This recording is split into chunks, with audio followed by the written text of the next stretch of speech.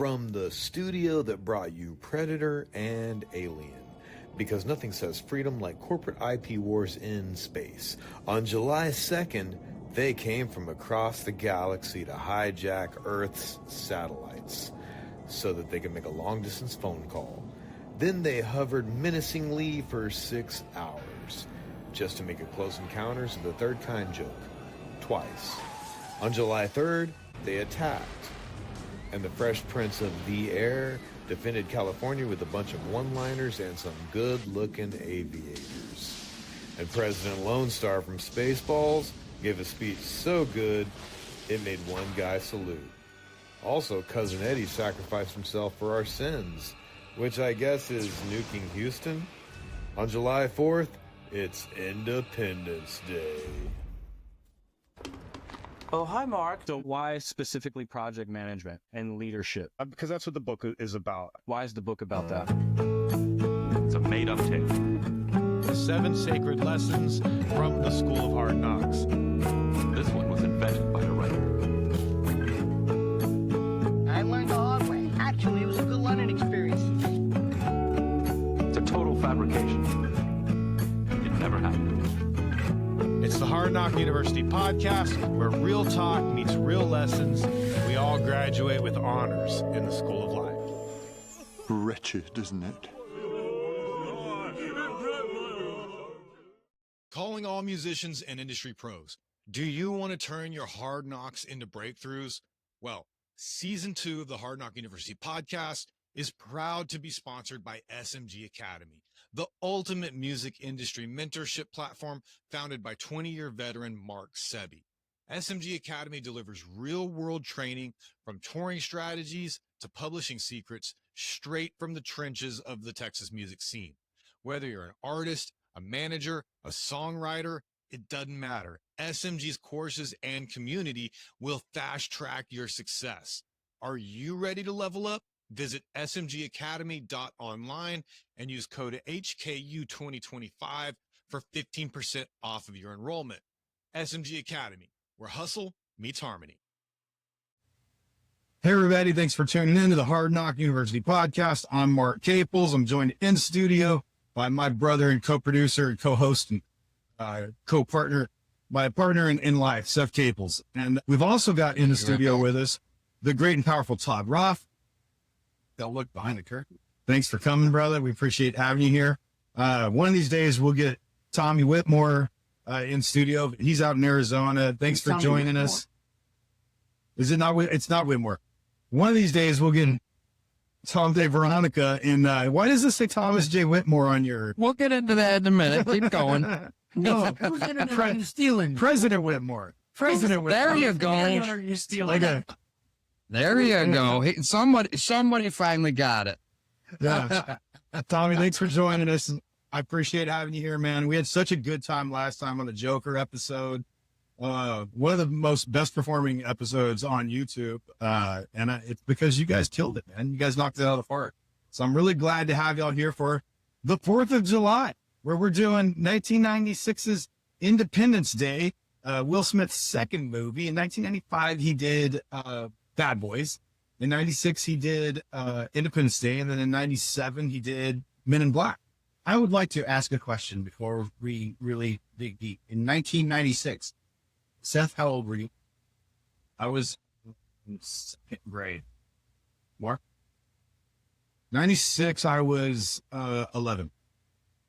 In 1996, my daughter was 3, and I'd been out of the Army for 6 years. 1996 was the year I got married the first time. And I'd already been out of the Army a long time. So, yeah. And as an 11-year-old boy, this movie was fucking killer at the time. I was into it. You know, hey, look at all these awesome landmarks. Let's blow them up. You know, as an 11-year-old boy, that's, you know, you see these, oh, you check out this, you know, awesome building. Oh man, that is a nice building. It'd be a lot cooler if we blew it up. You know what I mean? And it's like this director, understood what us 11-year-old boys were into and gave us exactly what we wanted, man. It was great. Got to see a comedian, or not a comedian, but an actor punch an alien. That was fun. Yeah. In the head. Foreshadowing his slap later.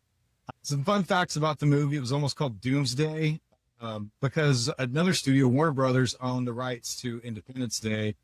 And they shoehorned in that speech at the end and, had the whole "we celebrate our Independence Day" thing so that the studio would hear that and go, oh, man, Bill Pullman delivered it so well that we have to get the rights. So they went to court negotiations to secure the rights from Warner Brothers. Another interesting fact, this script was delivered to Fox and the very next day they greenlit it. But they were like, and they wanted, it was written for Will Smith, but the studio was like, oh man, can't we get a white guy? So they wanted like a Tom Cruise or something like that. And They wanted Ethan Hawke. yeah, they wanted a white guy, and they were like, no man, it works really well with Will Smith. If we can't get Will Smith, then let's get the Nutty Professor. But Tom, did you want to talk about running into Ethan Hawke, walking into a hat store on Southtown? I would love. Oh my God. Weird. When I went to see Todd, we're standing there in downtown, where were we? Downtown Austin. And Todd's talking to me, and we're on Congress. Was that? Yeah, it? we were on Southtown. Yeah. And I look behind Todd. I'm not even paying attention to what he's saying. And I look, there's a hat store. Who the hell owns a hat store anymore? Wait, you weren't Austin. paying attention to what I was saying? Not a bit. I saw Ethan Hawke, and I go, that was Ethan Hawke. And he's in the middle of talking. I literally just walked around him and made a beeline and made it a point to go. Ethan was a little tiny store. Ethan was going this way, and I went this way and walked by, and I just looked at him, and I was like, hey, what's going on? Because I've never been like a fanboy type. I'm not, you see somebody famous, people just accost these poor guys in public. Like, you can't go out and shop for a hat. I'd like to interject that I will say that Tom had the exact same reaction to the topless hula hoop girl on E6.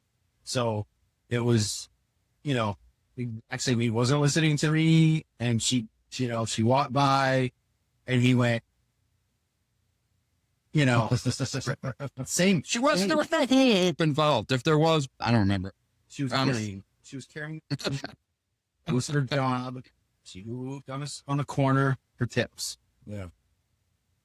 But yeah, my go-to when I meet celebrities is always, hey, I really enjoy your work. I just leave it at that. Yeah. And sometimes I'll be like, yeah, okay, you don't want to take a picture or anything? I'm like, I'm good, man. I don't need a picture, Oh, if they offered to me, I'd be like, but yeah, the studio was adamant that they wanted a white guy, and but they got Will Smith. I guess they were like, well, we're gonna make his wife and his girlfriend a stripper, and they're like, okay, well, at least it's realistic. Well, I don't know. I mean, he was a Marine. Yeah, and that's canon. it's realistic. Yeah, No, that's lore. That is. no, he's Air Force. Did y'all enjoy? No, he was a Marine Corps pilot. Did you go? Todd, are you a musician? Tom, Tom, sorry. I'm right here. Tom and Todd. Should I pick up a guitar and show you, Seth? Again? Well, I'm just saying, did y'all appreciate the cameo? It's not really a cameo. I mean, the dude had an entire role in the movie, but what's his name? You waited with Gary Connick Harry Jr. Connick Jr. Harry Harry Connick Jr. Jr. as a Marine Corps pilot. It was brilliant. Speaking of musical cameos, did you know that James Brown has like a vocal cameo in this movie? I think I read that. Yeah, on the IMDb things, like it's one of the yells, or like whenever they're blowing something up, they put a little Whenever Homeboy sacrifices himself and blows. So when their gun like malfunctions because of him sacrificing himself, there's it's like a quick. It sped it up, but it's one of James Brown's iconic screams. Ow! Yeah, I love it. More fun facts: the White House explosion was real, sorta. No, they made models. They made all these really cool models, and they got like an actual like Air Force hangar. And filmed most of the movie in this hangar. Mark, I have models. Yeah, on my shelf. But they are not real. They're just plastic. But the explosions are actually, it's not CGI. It's practical effects. And to get the explosion to go sideways like that, they mounted the models sideways and did the explosion under him. So the explosion goes up because, you know, that's how explosions work. But the way they filmed it, it shows the, you know, the explosion going through. Of course, it's everything slow motion, you know. Too much slow motion. It's kind of ridiculous how slow motion some of it is. It really feels like 30 minutes of the aliens blowing. Yeah. But yeah, they literally blew shit up. No CGI for that part. There's some CGI in here, and it kind of shows its cracks, its age. It's very early CGI. But the practical effects were all really cool. But yeah, they shot the movie in 72 days. Started out in New York, did the stuff in the Salt Flats, and then ended up in LA, and did some of the LA stuff, and then finished up in the airplane hangar. You know, the moment where Will Smith is like, "What is that? Ow!" Remember that part? That's improvised, yeah. Yeah. Because the Salt Flats sounds like a brine shrimp stench. Yeah. Covered that in the pre-work, you know. We did. Yeah. We've got, yes, Seth, I'm sorry. You weren't involved in the group text that we actually covered that Gary line. That heat. Group text? Yeah. Don't feel bad. It's not like, you know, your brother cut you out or anything. Whatever. Deal with that. But No. but Mark asked about doing this. Time out. Y'all, we got a camera falling over here, and Mark's got a piece of paper up in front of a camera. Oh, tell over me. here. So, Producer I am. who's directing this shit show? Thank you for telling me. Fucking guys over Okay. here. So, the mothership was our. Tommy, I'm sorry I got you into this. It's fucking guys. I'm sorry I got taught into this. So the mothership was a quarter the size of the moon. That's 300 miles wide. That's 3 times the size of Texas. The fucked up part about that is if you actually did blow up that spaceship over the Earth, and even after everything like breaks up and comes in pieces, it's still like ridiculous. Like the human race would not have survived. The chinchilla, not chinchilla. I don't know what it's pronounced, but the asteroid that took out the dinosaurs was basically like 100 nuclear bombs going off. This would have been like 9 billion nuclear bombs going off. If, you know, something a quarter the size of the moon breaks up the atmosphere and then rains down. Where did you get this? I mean, I'm not disputing the information or the map. From the interwebs. Oh, I have it right here. Okay. True. Clearly. The kinetic energy I was just going to say that. Just going to say 9.9 trillion megatons of TNT. The largest nuclear bomb ever detonated, the Tsar Bomba, was 50 megatons. Asteroid impact that wiped out the dinosaurs was 100 million megatons. This impact would have been 99,000 times more powerful than the Chicxulub extinction event. There would have been global firestorms, continent-scale earthquakes, and atmospheric vaporization would have happened, and it would have been game over for the human species. It makes sense. I only have one problem with what you just said. The words. I liked it better when you pronounced it chinchilla. Yeah. Chinchilla was. I'm right there. I don't know why I got chinchilla out of that. What's in those cups you guys got? Yeah, See again, Todd. I'm out. By I'm over here just drinking Mountain Dew. You guys are, I gotta go. you know, Bye. you guys got My third- ayahuasca there in your cups. Oh yeah. Well, we were gonna get Bushnell's because that's what he drinks in the movie, but the liquor store was out, so we got Jameson. My last Man, that magnificent bastard. yeah. Yes.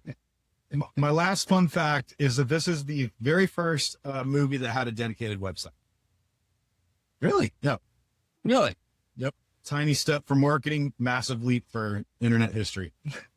Okay. I only remember a bunch of the props from that movie being at the Planet Hollywood. Yeah. Myrtle Beach.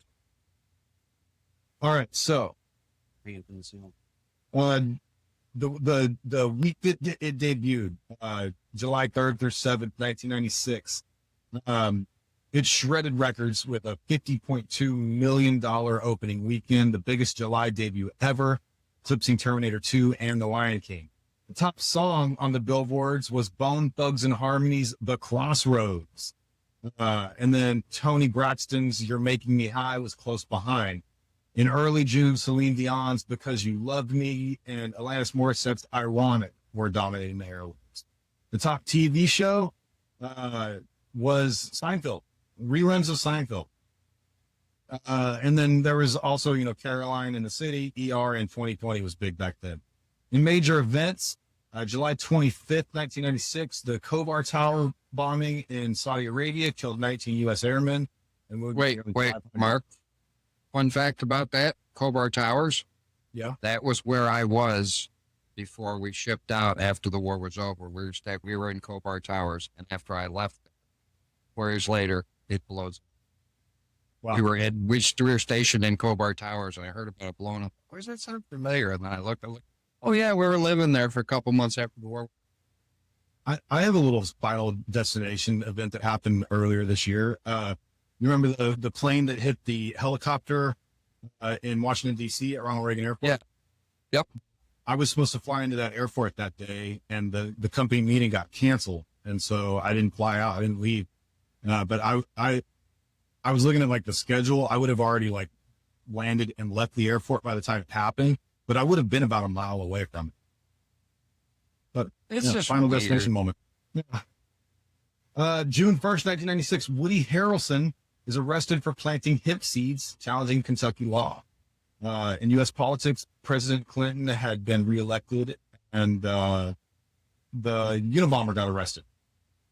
In the technology snapshot, the first images of Pluto were beaming in, and new computer languages were emerging for the first time. In the sports snapshot, June 16th, Michael Jordan scored 22 points with 7 assists, leading the Bulls to a 4-2 NBA Finals win over Seattle. And yes, he is the greatest. True LeBron. Yeah. In major deaths, Ray Combs, Family Feud's host, killed himself. In late June, film producer, the great and powerful Albert Cubby Broccoli, who brought James Bond to the big screen, passed away on June 27th. In major births, June 1996 was a busy year for births, with over 3.877 million U.S. babies born. It was a birth rate of 14.7 per 1,000 People are citizens. Because in the 90s, we had some fantastic R&B. Just want some babies. Yeah, that's true. In the future stars born included Tom Holland, Florence Pugh, Zendaya, Haley Steinfeld, Anna Taylor-Joy, and Caitlin Dever. Oh my God, they were born then? Jesus Christ. Yeah. Todd, we're old. We're old. I know. We were just going over this before we turned the cameras on. I know, right? Hey, before you get into the movie, can we address Seth's shirt, Todd? Can we tell him where we're from and where that band's from? So, Seth, I have to tell you, Lou Reed, not Lou Reed. Lou Graham. What's his name? Lou Graham. Lou Graham. No, Lou Graham. Not No. Lou Graham is from Rochester, New York. Tom's from Rochester, New York. I'm from 30 miles from Rochester, New York. The old joke was, when we talked about Foreigner, it was, Lou Graham's my homeboy. And now we just wish they would stop touring. But yeah. But Foreigner was a huge part of me and Tom's formative musical years. Yeah. Better or for worse. I love Foreigner. Who does? If you don't, fuck you. No.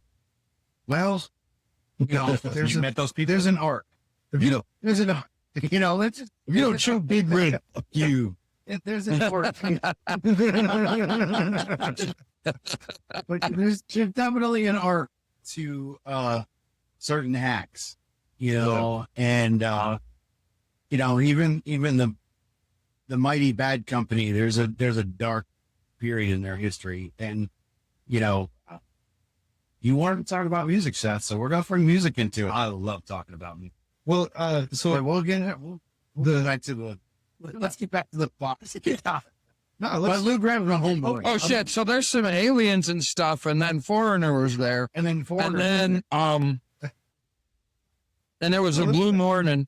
What was the big Foreigner hit in 1996? There's a good question. It was like the first time. Let's address that particular elephant on Seth's shirt. Foreigner was big in '96. They were doing their stadium. Feels like tours the and first stuff. time. It was their later stuff, so it would have been. Yeah, it would have been the really like elevator friendly stuff. I'm trying to find who the name of the guy that scored this. I don't. we'll plug the guy's name at some other time, but he's the same guy that was doing the James Bond movies in the late 90s. And he did some good ones. He did Casino Royale, which was a good score. He did Tomorrow Never Dies, which is a good score. But he's also responsible for The World Is Not Enough, which was not a good score. So, Womp womp. yeah. We can't all be winners. David Arnold. Yes, David Arnold. The guy that wrote it, which I also don't have in front of me right now. Oh yeah, that's on IMDb. It's right here. It's We're so so prepared. So prepared. Roland Emmerich wrote and directed it. So he also I wrote. need AI. He also wrote and directed Stargate, which was about aliens. And in doing so, he got the idea that like, well, what if aliens invaded? And what if I wrote a movie about that? And so him and Dean Devlin, is that right? Yeah, Dean Devlin got together and they wrote this one. And then they went on to do The Day After Tomorrow, Godzilla, 2012, The Patriot. Wrote a lot of movies, but like this movie kind of like made a lane for him where he did Moonfall. He's like disaster movies is his thing. You know what I mean? Well, that's a whole genre from the 90s. I mean, right? Like we had good movies in the 90s. Bro, this is the golden era of movies, in my opinion. This is the era that gave us Jurassic Park and so many good movies came out in the 90s. Shawshank Redemption, some of my favorite movies. The 90s was great for comedy movies as well. Oh yeah. What else do I got for fun facts and stuff? I think we pretty much set it up. Anybody got anything else before we get into the plot? Did y'all catch the nod to War of the Worlds virus? Yeah, of course. There was also when you flash to the kid watching the TV in the trailer, and he's like beating the side of it because it's got bad signal, which I love. The tube TVs with bad signal throughout the whole movie was a good touch. But he's watching like a black and white alien invasion movie. Well, that's good. Yeah. Hey Tom, when did you guys get cable? What's that? When did y'all get cable? When did y'all get the cable? Well, y'all got the cable. I said cable. I didn't say the cable, you fucker. You did say the cable. Anyway. I most certainly did not. You son when it's let's see. Your mom and your brother get cable. We got cable when we were living in the city. I think our whole street had it bouncing from house to house, shall we, allegedly. Me and Mark may be younger than you guys, but no, there's not a maybe. We grew up dirt fucking poor, so we didn't have cable. We never had cable. We had rabbit ears, and since we live like halfway between San Antonio and Austin, we got like two different Foxes. So we got like Austin Fox and San Antonio That Fox. was fun. It's a silver lining. Tom and I had CBS, NBC, and ABC from Rochester and Buffalo. So we had 6 channels of the same fucking thing. It was great. And then we had Canadian PBS, which was fantastic. And then when we got cable, we actually had, which became Fox before it was Fox, was WPIX, was a superstation out of New York City. So with Crazy Eddie, whose prices are insane. The rabbit ears were a huge part of our upbringing. I mean, I don't know what Tom had in the city, but I know this out in the boonies where I live, I would go to my grandparents and we'd have, Grandpa was fancy. He had an antenna on the roof. Yeah. And we had black and white TV, but because my grandparents lived on the highway between Rochester and Buffalo, they got cable way before anybody else. They didn't want to pay for it, but they were access to it, and in the little shithole that I lived in growing up, we had, the great big, huge, it was like every year it was a thing. Oh, we got this new antenna, that was on the fucking roof. Yeah. And you could hear the thing turning when you change the channel. That was this weird ass electric motor. It wasn't like the squeaky tank. It was just a weird electric motor. It was going. Those were DC powered too, and then somehow got the power off the back of the TV. It was very weird. There was we had to manually turn our antenna. Like that was my. Time your ass up on the We were so. We did. We had that big ass antenna. Yeah. In fact, We had to go up on the roof. Fucking You boys get up there and turn that antenna, because I'm tired of watching fucking soap opera. I got me some wrestling coming on. there's gonna be some clipping. There's definitely some clipping. father, because I shouted. Yeah. I'm gonna have to just turn you down. Turn me down. I've had drinks. I've had drinks, and Tom is sort of in the He's room. not joking. He's turning him down. Yeah, he's turning me down. It's not gonna be loud. He does. Unfortunately, that's just his mic volume. You can't turn down his internal.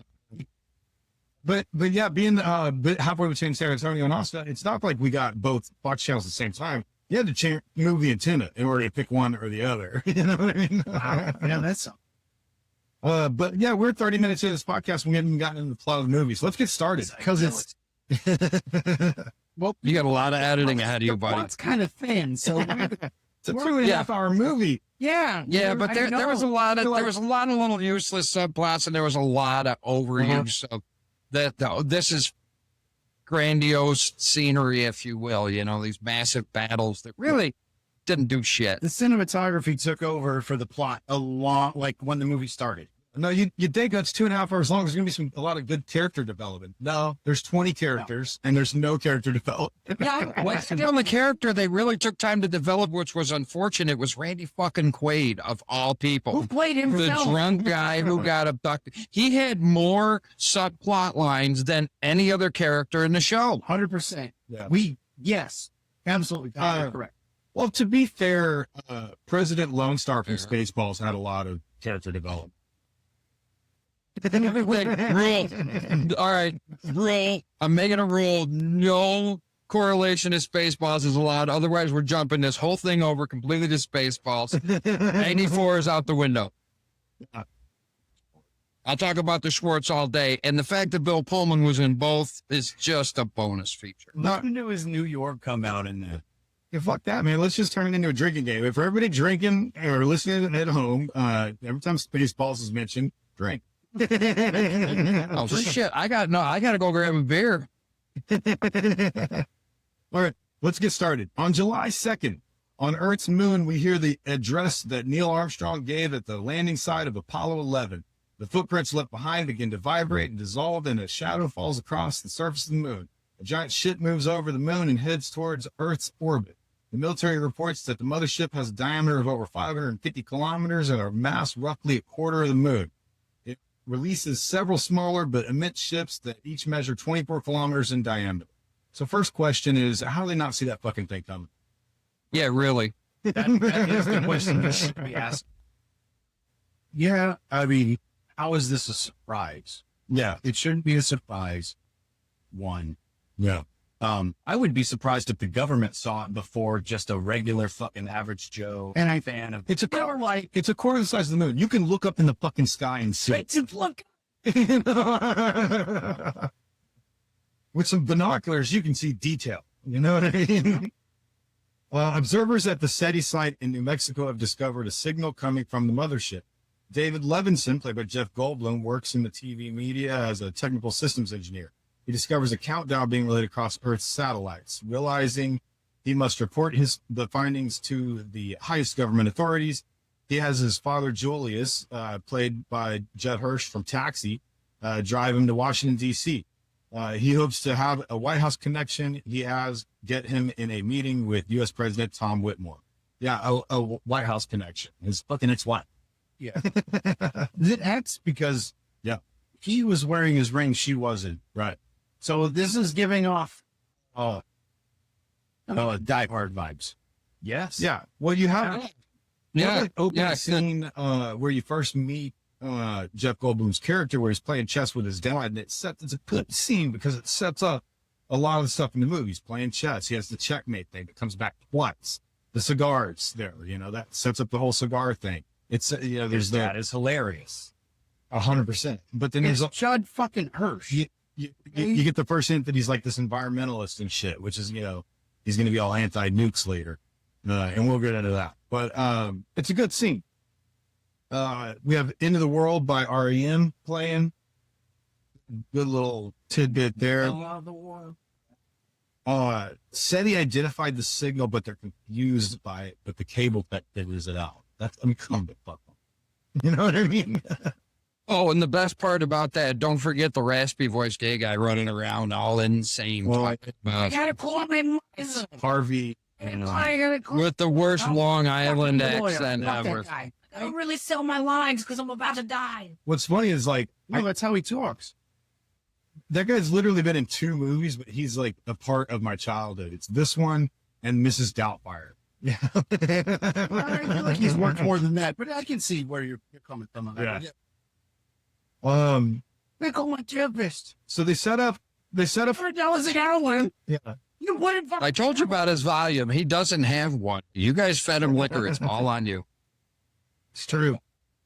So they set up the president's approval ratings. It's below 40%. This crime bill failed to pass.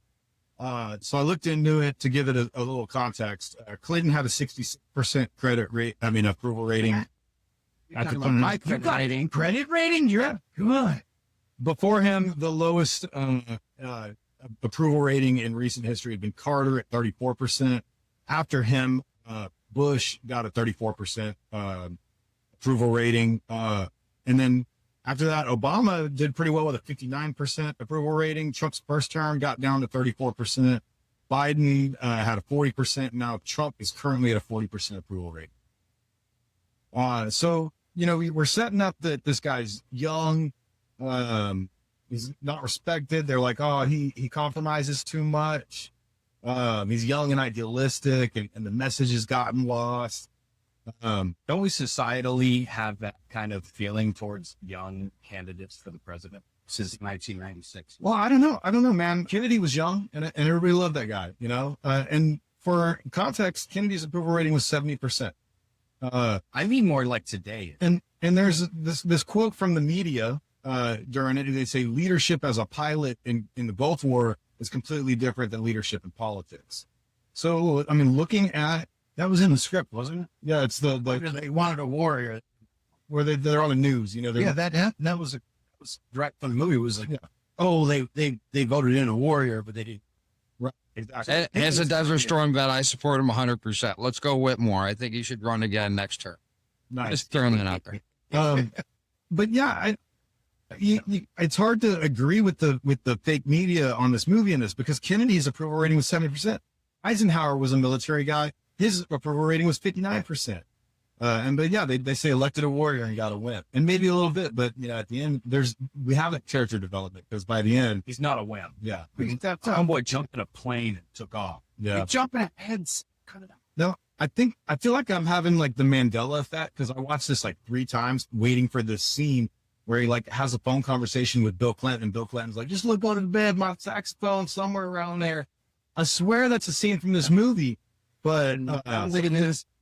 I think somebody may hit you in the spine, Mark, if you know what I'm saying. Too many heroic episodes. That's the scream. I don't ever remember that happening. I don't either. It sounds like an SNL thing. We get cousin Eddie the pilot, and his son Timu Keanu Reeves, who's riding a 1976 Honda CB750. Yes, love the motorcycle. Yeah, Tim Allen. Love it. But the in that scene where he pulls up to the airplane on his motorcycle, he pulls up and the engine revs on the motorcycle, but you see his throttle hand, it's rested on there. He never gives it any throttle. Those little Yeah. No, not turning the throttle at all, but the motorcycle. Listen, a motorcycle in a movie is the same as a shotgun in a movie. How many movies have you seen with people with shotguns where they pump that thing 6, 7, 8 times and then no shells come out, but they pump it because it sounds cool. And, Yeah. Every time they walk into a room, Then you must You're appreciate on the the van. John Wick movie, because they are very. oh, 100%. I count shells when I watch movies. Like when I'm like, he just shot, it's a 7-shot 1911, and he just shot 18 times out of it. You know, it doesn't exist. John Wick stayed true to that shit. They were very active. But they did it in the Devil's Advocate. Because I was counting shots in the Devil's Advocate. Like, that's so many shots. The revolver. Oh, really? You know what I mean? I love how the fact we're talking about these movies, and Devil's Advocate in particular, talking about how many shells he's got, but the fact that Al Pacino as the devil is trying to get Keanu Reeves to sleep with his ginger sister who's morphing into this demon. We're okay with all that, but that guy didn't shoot enough fucking bullets. That gun's bullshit. Oh, no, that's the thing is we talked about all of that when we did that episode, but we didn't talk about the bullets at all. Wait, I don't know why. Listen, Seth, no offense, but I don't know why Tom's not the co-host of this movie villain thing. No offense taken. I agree. Throwing that out there. I introduced you guys because Tom has been a project manager for years, and I'm a fucking movie nerd and a comic book nerd. And I was a repeat offender on the podcast. We've got more coming, I'm sure. Yeah. Oh, hold on. Do you see these black cabinets? Yeah. Behind me? DVD. Oh, all DVD. These black cabinets behind me are all DVDs. Guys, all DVD. I've seen I read that it's uncomfortable. I read that old DVDs are like delaminating and shit now. Like, You shut your lying, dirty mouth.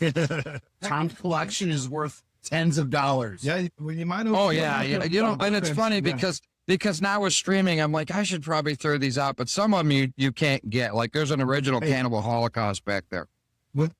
Oh, you're going full nerd. When a thunderstorm rolls through and the internet goes out, I'm glad to have a couple of DVDs. Yeah. I'm in Arizona, dude. Phoenix, what's a thunderstorm? Or like when we take the travel trailer out and go on a little camping trip. Oh yeah, that would be, yeah. DVDs. Yep. Yeah. I've got like one, and I think it's Boondock Saints. The last thing I have, walk the line. the last thing I have on my notes before the next part of the synopsis is when he's he lands the plane in the Mexican family's yard.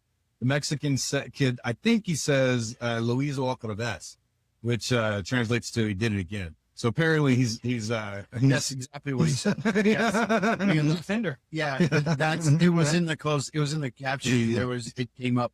I saw that. Yes, he did it again. Yeah. Yeah, that is exactly what he says.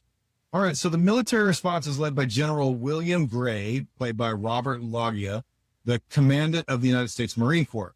Albert Zeminski, played by James Redmore, the Secretary of Defense. I want you to rewind because I'm going to have you say Commandant. Commandant. Yeah, we need to edit this because Did I say commander? I'm in commandant. I don't know. The commandant. I thought I said the commandant. Commandant. To be fair, it's spelled commandant. Okay, that's fine. That's what happened. Everything online, it must be true. Fucking AI wrote his copy. I don't know. This is off of IMDb. Commandant. So if you want to start over and edit all this, no. Okay, that's fine. No, That's too much like work at this point. Let's be honest. Come on. Zemzitki advises President Whitmore to attack the alien ships, but Whitmore recommends going to DEFCON 3 status until he knows more. As the saucers appear all over the world, they cause widespread panic, forcing Whitmore to evacuate his vice president and his cabinet to a secure location. But he stays in Washington to assure the nation. So DEFCON 3 basically means that the Air Force is ready to mobilize in 15 minutes. The last time that happened was 9/11. Before that, it was the Yom Kippur Wars in 1973. What wars? I'd probably mispronounce that one as well. No, Yom Kippur is how you pronounce. Yeah, apparently there's a Yom Kippur War in 1973. Never heard of it. Me neither. And I did not deep dive that one. Big gaps in our Was it in black and white? Yes, it was. Cheap joke. It was kind of good. Well, Should have seen it in color. Oh my God, enough. at one point they asked, at one point the president asked, where are they heading? And the guy's like, well, they're entering our atmosphere. That's not very fucking specific. The president asked you a question. They're entering the atmosphere. Well, which fucking atmosphere? this phrase. Maybe they're going to Mars. There's nobody lives there. It's vacant. And let's go back. Let's go back to your fun facts, Mark. The thing was half the size of the moon. Where is it anyway? Look out a window. Just check over there. It's right there, for Christ's sake. Look up, shit state. Right fucking there. So, but that being said, that atmosphere effect when they're coming through the atmosphere and it's all They clouded did, and that shit. was cool as shit. That was really cool. Couldn't see nothing. Nobody knew what was going on. So we have a couple of cutaway scenes where the military initially assisted in this movie, but backed out after a while because they wanted him to cut the Area 51 shit. They wanted it. because of stripes. Yeah. They're So, still pissed about that. but we get a shot of the submarine. I thought that was a nice touch. But like, where Yeah, the they fuck are the borrowed that aircraft submarine. carriers? They borrowed that submarine from another. I think it was around October. Would have been about the same time. Movie. We had, when Tom and I were around the time Tom and I were first in the military, Red October came out. You remember that, Tom? And the school that I was in, so this would have been winter of 89 into 90. The school that I was in was a multi-service school. And so I had, on my floor, it was all Army, and across the breezeway was, every floor was a different service. So we had Navy, Marines, Air Force, all going to the same schools, but we were separated by service. And the sailors that we were in school with, when the Hunt for Red October came out, they had actually received orders to not talk to the press when they came out of movie theaters or going into it, because it was so accurate with the Submariner stuff. Yeah. That they did not want active duty sailors actually talking to the press. So if they borrowed a submarine or submarine scenes, I would have to expect that it would have been from around that era. That would have been. Yeah, this was right after the Cold War. I mean, the They would have the started Soviet shooting. Union dissolved. Yeah, they would have you know? started shooting Independence Day in what, like 94, 95. Yeah. And in 90, thereabouts, 90, I think. 95 when they shot it. Yeah, that would make sense. So in 1990, The Hunt for Red October came out, and that would make sense that they used scenes, that were shot on Or sets that were or still. set that were that accurate. So Tom and I had very, very different AIT experiences. Tom's was very. Well, they were asking them about the Hunt for Red October. We were walking out of the Gold Dragon, and they were asking us about who's dancing on it. So yeah, very different. yeah, mine was Is she more on stage tonight? Yes, she is. yeah, she's next up. Yeah. She's got a Motley Crue set up. She'll be fine.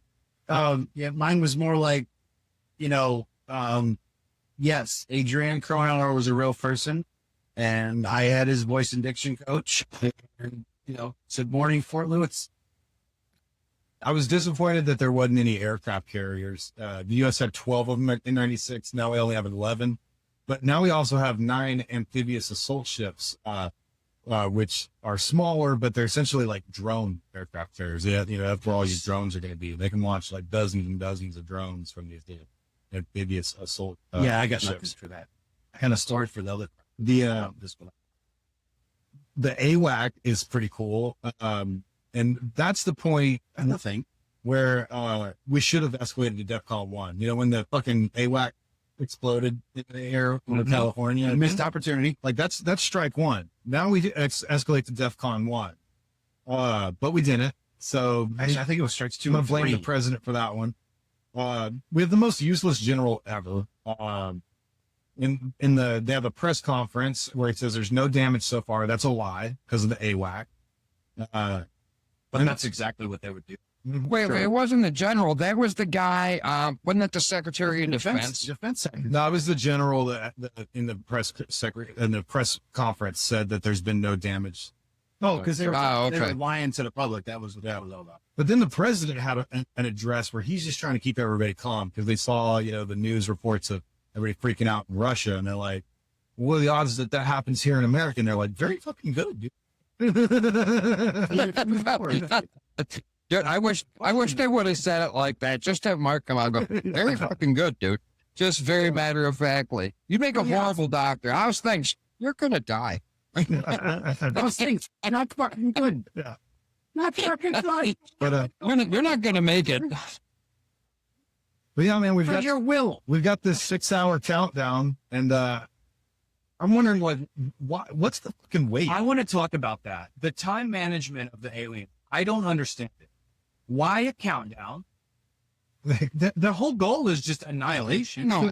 Hold on, I got the answer for that. They had to have the countdown set because that's what Goldblum was saying, because they had to. Remember when he draws the picture of how they shoot the signal? You can't shoot it directly through the Earth. The countdown was to get all of the other ships in position so that they could bounce it around, and then they could sync up and do their So it was damage a part shit. of I mean, communication. the truth is that it was so that the humans could do shit and we could have a movie. We were. I mean, ultimately, why is anything in a movie? Because it fucking says so in the script. That's why. It's not a literal reason, but But they were synchronizing their watches, is what that was. Oh, speaking of synchronize their watches, I love how luminous glow from the aliens was a lot like Timex sort of glow you get from those 90s watches and stuff, you know? Yeah. There's a name for that color. What is that? Indigo. Yeah. U.S. Marine Captain Stephen Hiller, played by Will Smith, and his unit, the Black I Knight. told you. You literally said it was the Air Force. You just read it. And you said Marine. Touche. Okay. I just like being right. Yeah.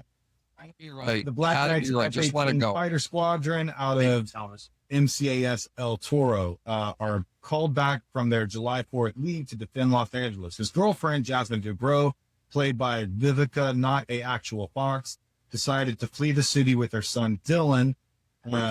Hiller reports back to his unit to find she's foxy, but she's not an actual fox.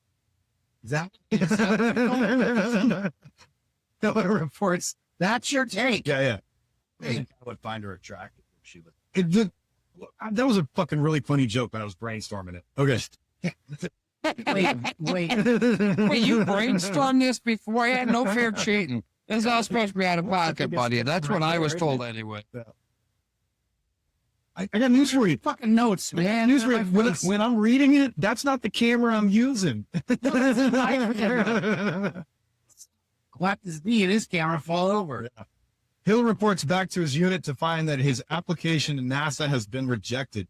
Retired combat pilot Russell Cass, played by Randy Quaid, now an alcoholic single father and crop duster in Southern California, sees this as vindication of the alien abduction he's been claiming for 10 years. As a single father crop duster sometimes. Podcasting doesn't work when you speak while somebody else is speaking. I know. Fine. Nor do conversation. Yeah. Fine. Finish. That's it. Then now we can talk. Really? Now we got to take a break because I got to go get a beer so that I'm interrupting. Oh, Jesus Christ. All right. Well, get beers for everybody. And bring ice and whiskey. Okay. So, yeah. Big takeaway here. Will Smith's character, he's a fucking fighter pilot. These guys are supposed to have like perfect 20/20 vision and really good spatial awareness. This dude doesn't notice the fucking spaceship right in front of him. Oh. And he's a horrible parent. Did y'all catch that? That's not his kid. That's not his kid. Did you catch that? His girlfriend's a stripper. He's a Marine. That is definitely not his kid. They're both sleeping in while their son just runs the planet. Her. Yeah, but son. this was the 90s. Okay, listen, it's strung. Pull some. Touch some chords. Touch some chords. What's the Have you ever met a Marine? I can't even spell Marine. Well, there you go. I'm gonna key you in on a couple things. One, crayons will distract them. Two, I promise you, every Marine has dated a stripper. And if you're a Marine listening to this, fuck you. I know you dated a stripper. You can call it dating. She did not. I'm just saying. Well, look, again, I was actually this close from. On Mark's next episode, we watched Todd get beat up by a group of Marines. It'll happen. But let me remind you that the studio didn't even want a black guy in this. They probably had to be like, look, it's fine. He's a bad father and he's dating a stripper. And they're like, okay, that's right. At least it's realistic. You know? I do like when she meets, when, just to jump ahead in the plot, when she meets Madam President, she goes, I'm a dancer. And she goes, like she's trying to class up. What kind? Exotic. Okay. I have a question about all that. Do we need any of that at all? Honestly, I don't think that I think we could have started the movie there and not had all of the fucking shit that happened before. To start the movie with Will Smith wakes up and everything's shaking and he's like, that's an earthquake, you know? Yes. That's exactly how that movie could have started. All that other stuff about the president, kind of a pussy. I don't know what we're going to do. All that shit could have just been like, it doesn't. Yeah. It could have been on Will Smith's TV when he got up that morning, you know? Yeah. It was the only, so what I was, like I said with Quaid, that's the only attempt they had at character development was the backstory on him, backstory on Will with your boy Harry Connick Jr. You're going to be a space shuttle pilot. You're going to propose to what's her name? That was it, literally. And then, here's all Randy Quaid's kids. Here's his family. Here's him prop busted. Here's the rest of it. All that shit. Even a little like, mom must have been. Yeah. Is all I can figure on that situation, because them kids, we kidnapped all of them. Those are all good-looking kids, and it's like, well, here's your dad. So the most realistic part of this movie about aliens invading is that Jasmine gets pissed off when, the Marine has to go back, report to duty when the aliens are fucking invading, and she's pissed off about it. I thought for sure, yeah. Because aliens have dreadlocks. No. But that being said, no, so Jasmine gets pissed that, her fucking soldier boyfriend has to go defend the planet, in an alien invasion. It's not like he's flipping burgers or mowing lawns, But why you gotta go to work? But immediately afterwards, what does she do? Go to work. Go to work as a stripper. The rent is not going to pay itself, Mark. The end of the world, some guys got to see something before they go out. Whatever. Of the world as we know it. But I feel fine. Again, that's a realistic part of this movie. The unrealistic thing, and the thing that I think the movies like this have done an injustice to young men in America, is setting up unrealistic stripper expectations.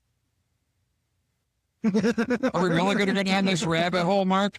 I mean, we could be here. I got to work in the morning. If you've ever been to a strip club in Odessa, Texas, they don't look like Vivica A. Fox. They look like what Vivica A. Fox looks like now. Today. Debate. They look like they look like her after the helicopter crash when she was with Madam President, complete with bullet holes. Yes. First of all, they're pregnant. The Odessa, Texas strippers are pregnant. I don't think that'd be big in Texas. It's got to be big. I'm not worried about Marines. Legitimately, I'm American. That is not a thing. Like Mark and Seth, they know oil guys. I promise you, the head of the stripper union doesn't watch this. No. However, so the dolphin wedding ring. First of all, dude, no, don't get your fucking girl. Oh, she has some dolphin earrings. Don't get her fucking dolphin wedding ring. Unless she's a stripper. She likes dolphins. She's a stripper.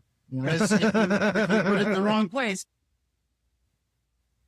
But no, come on. I mean, that's like a birthday gift ring, not a marry me ring. You know what I mean? That's a novel. All right, let's circle back to he was a Marine. Yeah. No. Yeah. Marine, stripper. It's a cliche. Dolphin ring fits the narrative. In my notes, I have in the 90s. That's part of the writing. Before you get, I know you told me not to do that. Go ahead. I'm done.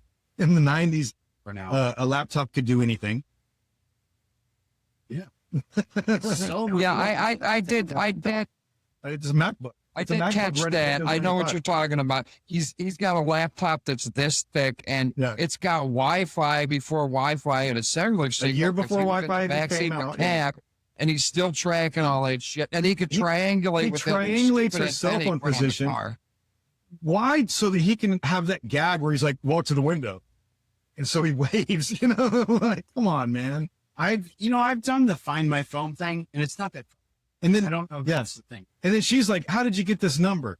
You mean the number that you have listed for an emergency? We just talked about this, Contact. I'm going to call you.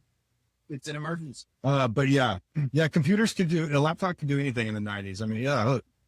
Oh, computer. If you're listening in your car, Marcus, find my wife. His mouse. I'm talking to my mouse, everybody. Find my wife, computer. Triangulate which window she's closest to. If you're playing the drinking game at home, just drink. That's a Star Trek joke. Thank you. Okay. Was it? It was. Star Trek reference. Drinking game at home. Drink. And then the helicopter, Close Encounters knockoff, right? All right. I'm glad we agree on that. With the signaling, yeah, I did catch. It didn't work for them either. You didn't. No shocking new revelation. It applies to Tommy too. If Tommy's talking, shut the fuck up. Oh no, we've been interrupting each other for decades. That never happened. Thing. Shut up, Mark. Jesus. Constance Spano, played by Margaret Collin, the White House press secretary and David's former wife, gets David a private meeting with President Thomas J. Whitmore of Countdown. Wait. Is that her job? Press secretary? Yes. Jesus. Thank you. Go ahead. David explains how the alien visitors have commandeered Earth's satellite system and are coordinating the emit saucers for what David thinks will be an initial attack. David and Julius accompany the president, Constance, and Whitmore's closest stop on Air Force One. Yeah, the whole thing that he can figure out that they hacked the satellites, but like SETI, Nomad, none of them can figure it out. Fucking ridiculous. And also, why do they need our satellites anyway? They can travel across fucking interstellar space and time. But 90 billion. they don't have Wi-Fi. They have to use our satellites. Use whatever tools are available. They're like, Thomas, adapt, improvise, overcome. Is that not a thing? And then, not for nothing, Mark. I got to agree with you. I never thought of that. Here they are. They've got the power of interstellar travel, but they've got to bounce off our shitty satellites that are 1990s tech. Apparently, they could have used a laptop and hacked the planet, but also, aliens don't have Norton antivirus. I still. Yeah, no shit. What happens when you get your antivirus for free off the internet? Yeah. Should have got malware bites. That's what you get. Then the second helicopter, the helicopter gets shot down. That's our second strike. That's strike two. At this point, fucking go to DEFCON 1 and attack. What the fuck are you doing? You know what I mean? I think they did. The light The helicopters. When they shot down the helicopters with what was that? All right, so what was that movie? Close Encounters, right? Right. When they tried to pull the Close Encounters on the mothership that was over DC, not the mothership, but the ship over DC. Right. They tried to pull the Close Encounters on, and they blew the helicopters out of the sky. It's like, yes, that's clearly an aggressive. They're aggressive. We're at DEFCON 1. I mean, that wasn't an accident. That wasn't friendly fire. At that point, mobilize the fucking troops, right? Well, you got that. So you get Close Encounters, and even in, remember Mars Attacks? After the first time, then when they shot the dove, they're like, oh, it's a mix of communication. Nicholson played the president. It's just a mix of communication. And then until they started really attacking, they still thought it was bullshit. Yeah.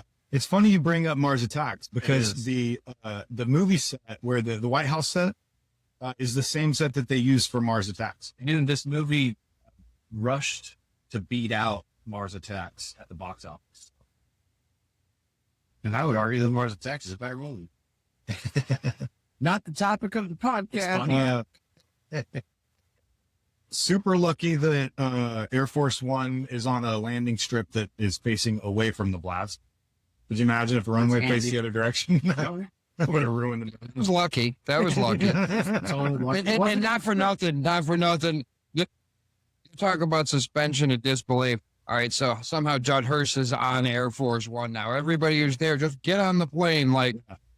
No, Secret Service would have grabbed the president and bombed him with human form and just trucked him onto the plane, and everybody would just stand there holding this cool laptop, and Goldblum blows up. Yeah, they would have forced the president into a bunker a long fucking time Much ago. shorter movie.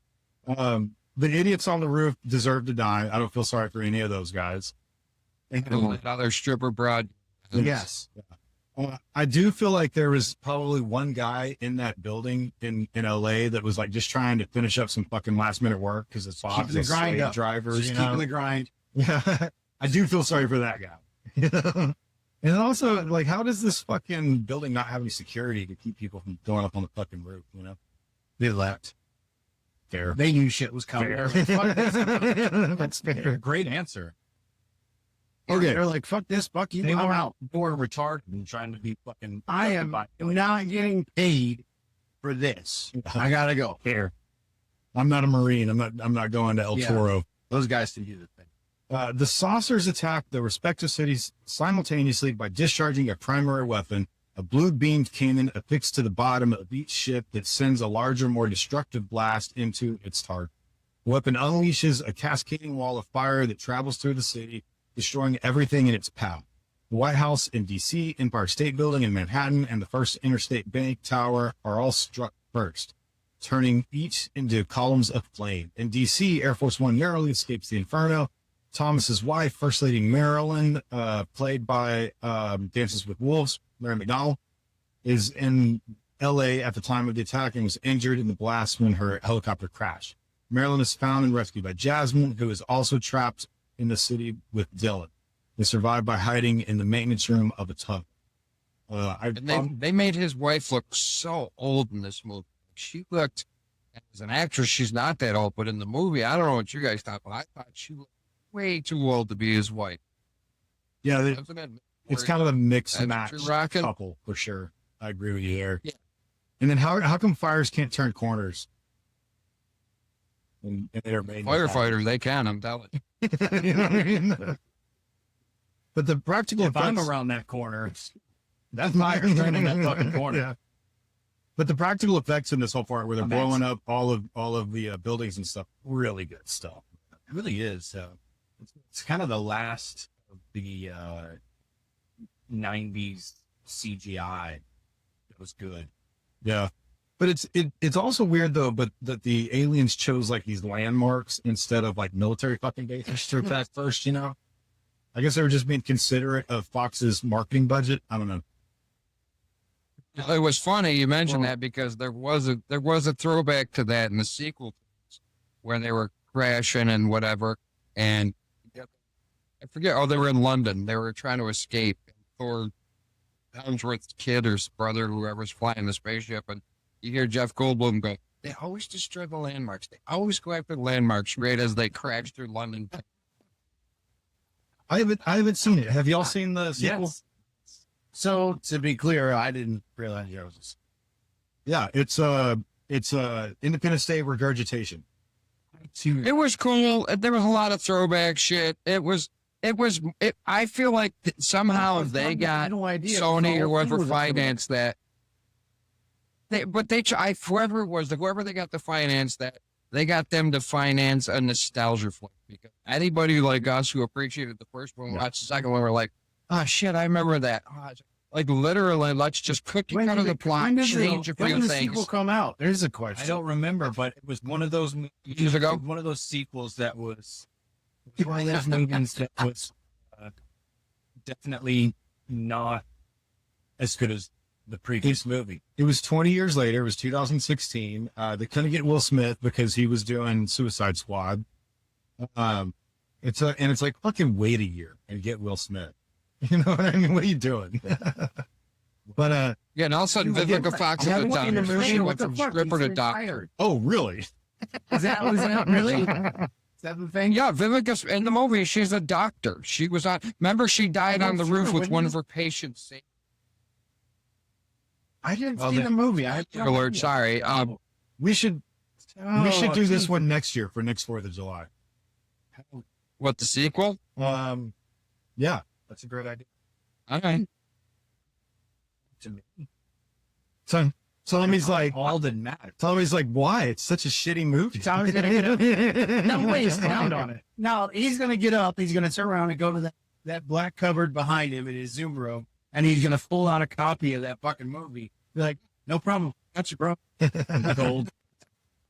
No, I think Seth and I are going to start an offshoot podcast. It's going to be just reviewing and reviewing shitty B movies, like just the worst. Cannibal Holocaust. I saw it. What do you mean you didn't see it? I saw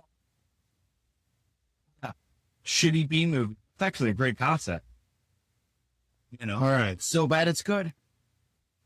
So it's the next day, July 3rd. Hiller's squadron is called up to join dozens of others to launch a counterattack against the saucer over LA.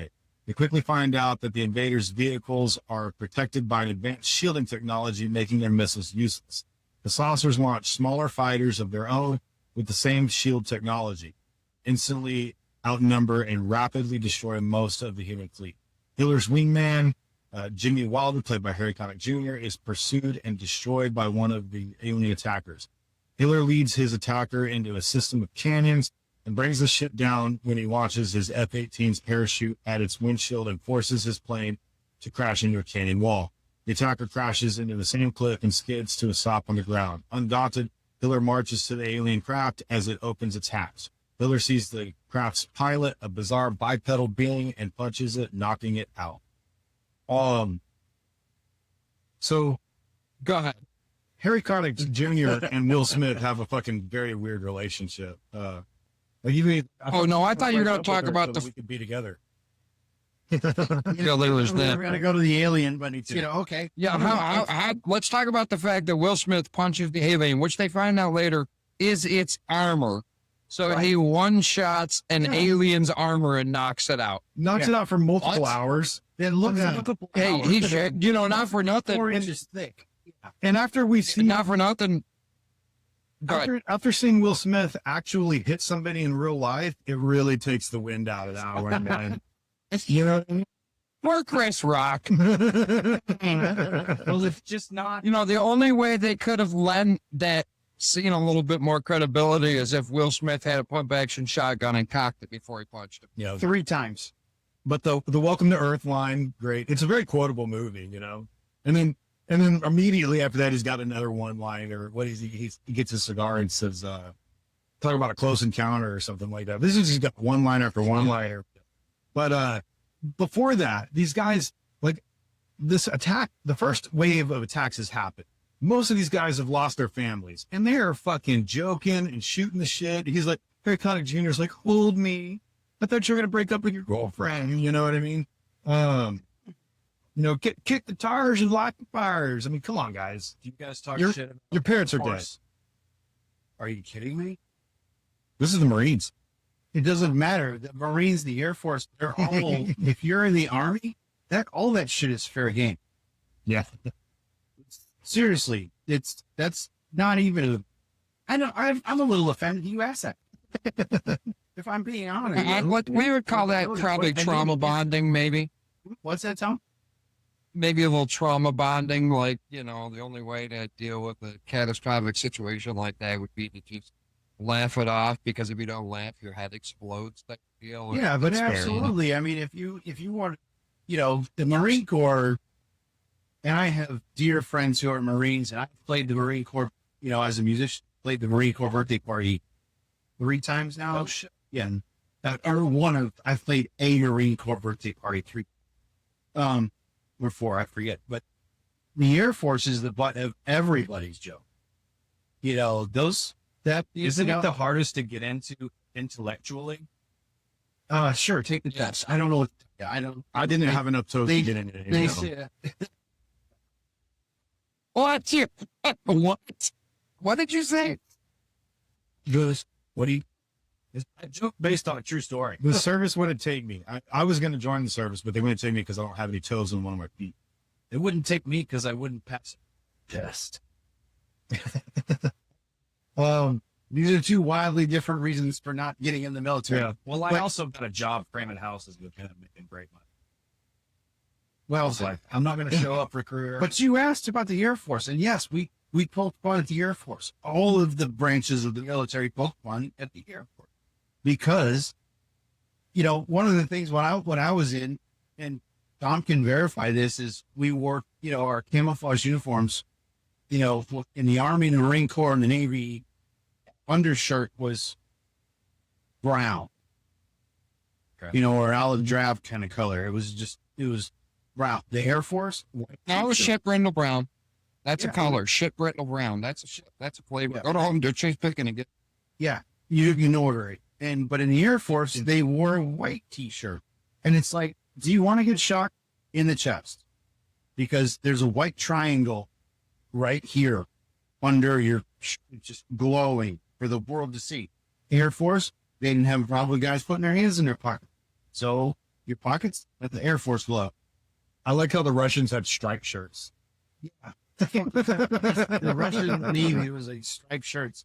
That's how you stereotype a Russian. Yeah. Vodka and striped shirt. Most of the time.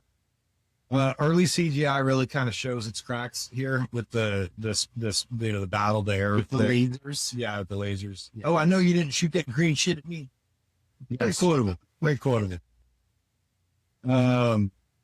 So F-18s don't have parachutes. So when he like ejects It's a the great tactic. Riders really nailed it. the president's freaking out, get them out of there. Like they can actually fucking do something. If like, weren't you a fighter pilot? Don't you know how this fucking works, dude? The canyon run. Put it in reverse. Yeah. The canyon run was very Star Wars-esque. Yes. Yeah, that was absolutely a Star Wars movie. And then my other note here is how come in all these disaster movies the keys are always in the visor? Like who the fuck puts their keys in the visor? That's not a thing anybody does in real life. Yeah, why did they look up under the driver's side front wheel? Speaking of cheesy, hold on. Last Action Hero, Schwarzenegger gets into a car and the kid even goes, the keys are always under the visor. And yep, you know what I'm talking about, Seth. I do. Yeah, I do. Yeah. And he's like, he pulls it down, and sure enough, it's just a movie thing. I guess if you go to any lot, like someday when they invite me out to film, you know, and I go out to the movie studio, I'm just gonna grab any car and just flip the visor down. You can take anyone. Apparently, it's a studio lot. I'm gonna start putting my keys there. Fuck it. Well, no one will look there. No one will look there. It'll be perfect. As Hiller is dragging the alien across the desert, he's picked up by Russell Cass and a fleet of mobile home owners who take Hiller and the unconscious alien to Area 51, commanded by Major Mitchell, played by Adam Baldwin, who is Jane in Firefly and Serenity. No? Nobody? Nope. Okay. A few hours before the Hold on. Wait. The TV show Firefly Yes, only had one season on Fox. I'm aware. He was They put it all out. Oh, yes, he was. Yes, Yeah. he was. Sorry, I can flag your lane to you. fair. I made that word up. Okay. What was it? There was an R. Cool. Yeah. The commander ant. A few hours before the president and his entourage arrived, news comes in that NORAD was hit in retaliatory strikes by the aliens. Nimziki advocates for a nuclear strike on the alien ships. Nimziki knew about the existence of Area 51 and admits that the information was hidden by the president. Yeah, I mean, the moment spaceship showed up in the atmosphere, it should have been like, we have something that you need to know. You know what I mean? Yeah. And I was thinking about that. Then it was like, that was number one. Yeah. Oh, hey, by the way, we have a thing we should talk about. So we have a breakdown of communication. Yeah. No, it was next level classified. What we have here Is a It's deep state. failure. Only the deep state knows about Area 51. Elected officials. Yeah, Mark going down this political rabbit hole. Here we go. No, it's fine for this moment. I love that two podcasts. Tom is like, oh, Mark, don't do it. Don't do it. Don't do it. Well, Dial it back. I get. By the way, in all fairness, I have gone back and watched a bunch of your episodes. Thank you. Sure, I appreciate it. and yeah, and he goes down a lot. Yeah, he's very The motor tapes, the whole thing, the motor, all that. Yeah. My show. Fuck you, it's my show. That's what obviously wrong is for. Yeah. Go check out obviously wrong. Yeah. Which is basically the outtakes from this show. Yeah, so the defense secretary wants to nuke them, and everybody's against it. Everybody's so like, no nukes, no nukes bad, bro. Fucking nuke these guys. Come on. Yeah, but hold on. So David, by the way, David, keep him throughout this whole thing.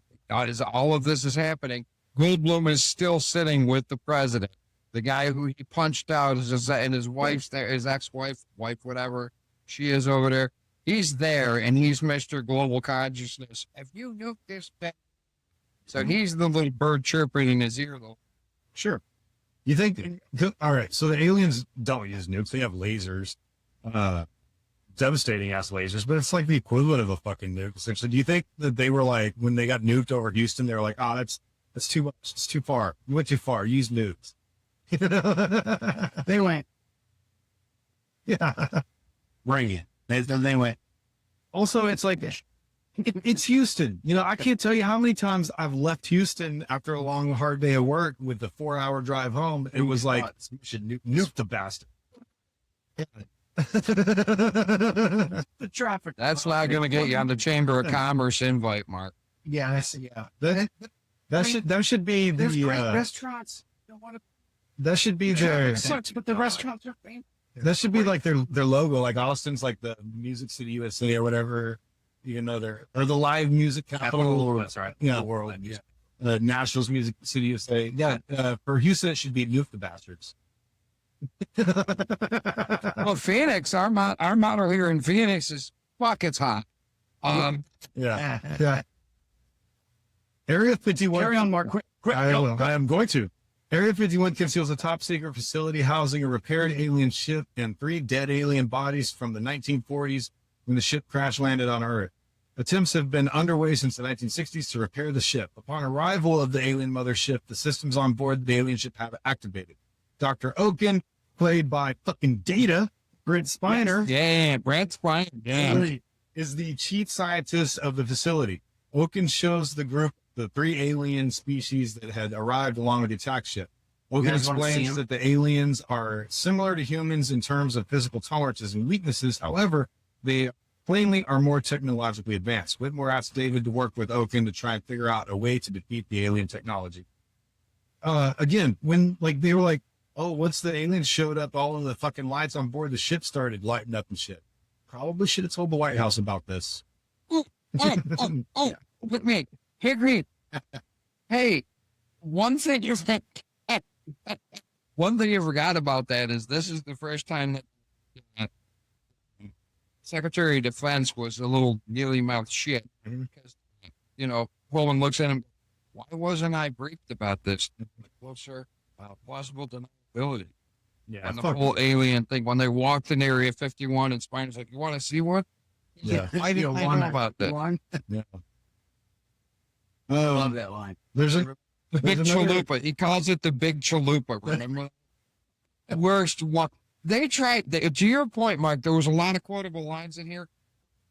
We're just coming off, this movie was just coming off the era of all of the Rambos and all of the Schwarzenegger movies and all those, where they had too many bullshit quotable lines and that, but everything's a cheesy fucking line beforehand. And it Then want all to see some the steam chalupa. coming Like, I tried that line in a bar once, not work at all.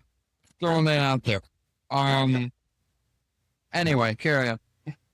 The alien captured by Steven is brought to a lab where Oaken and his team begin to examine it, cutting away an exoskeletal armored suit. It suddenly awakens, telepathically invades Oaken's mind, and launches a psychic attack against Whitmore before being killed by Secret Service agents and military personnel.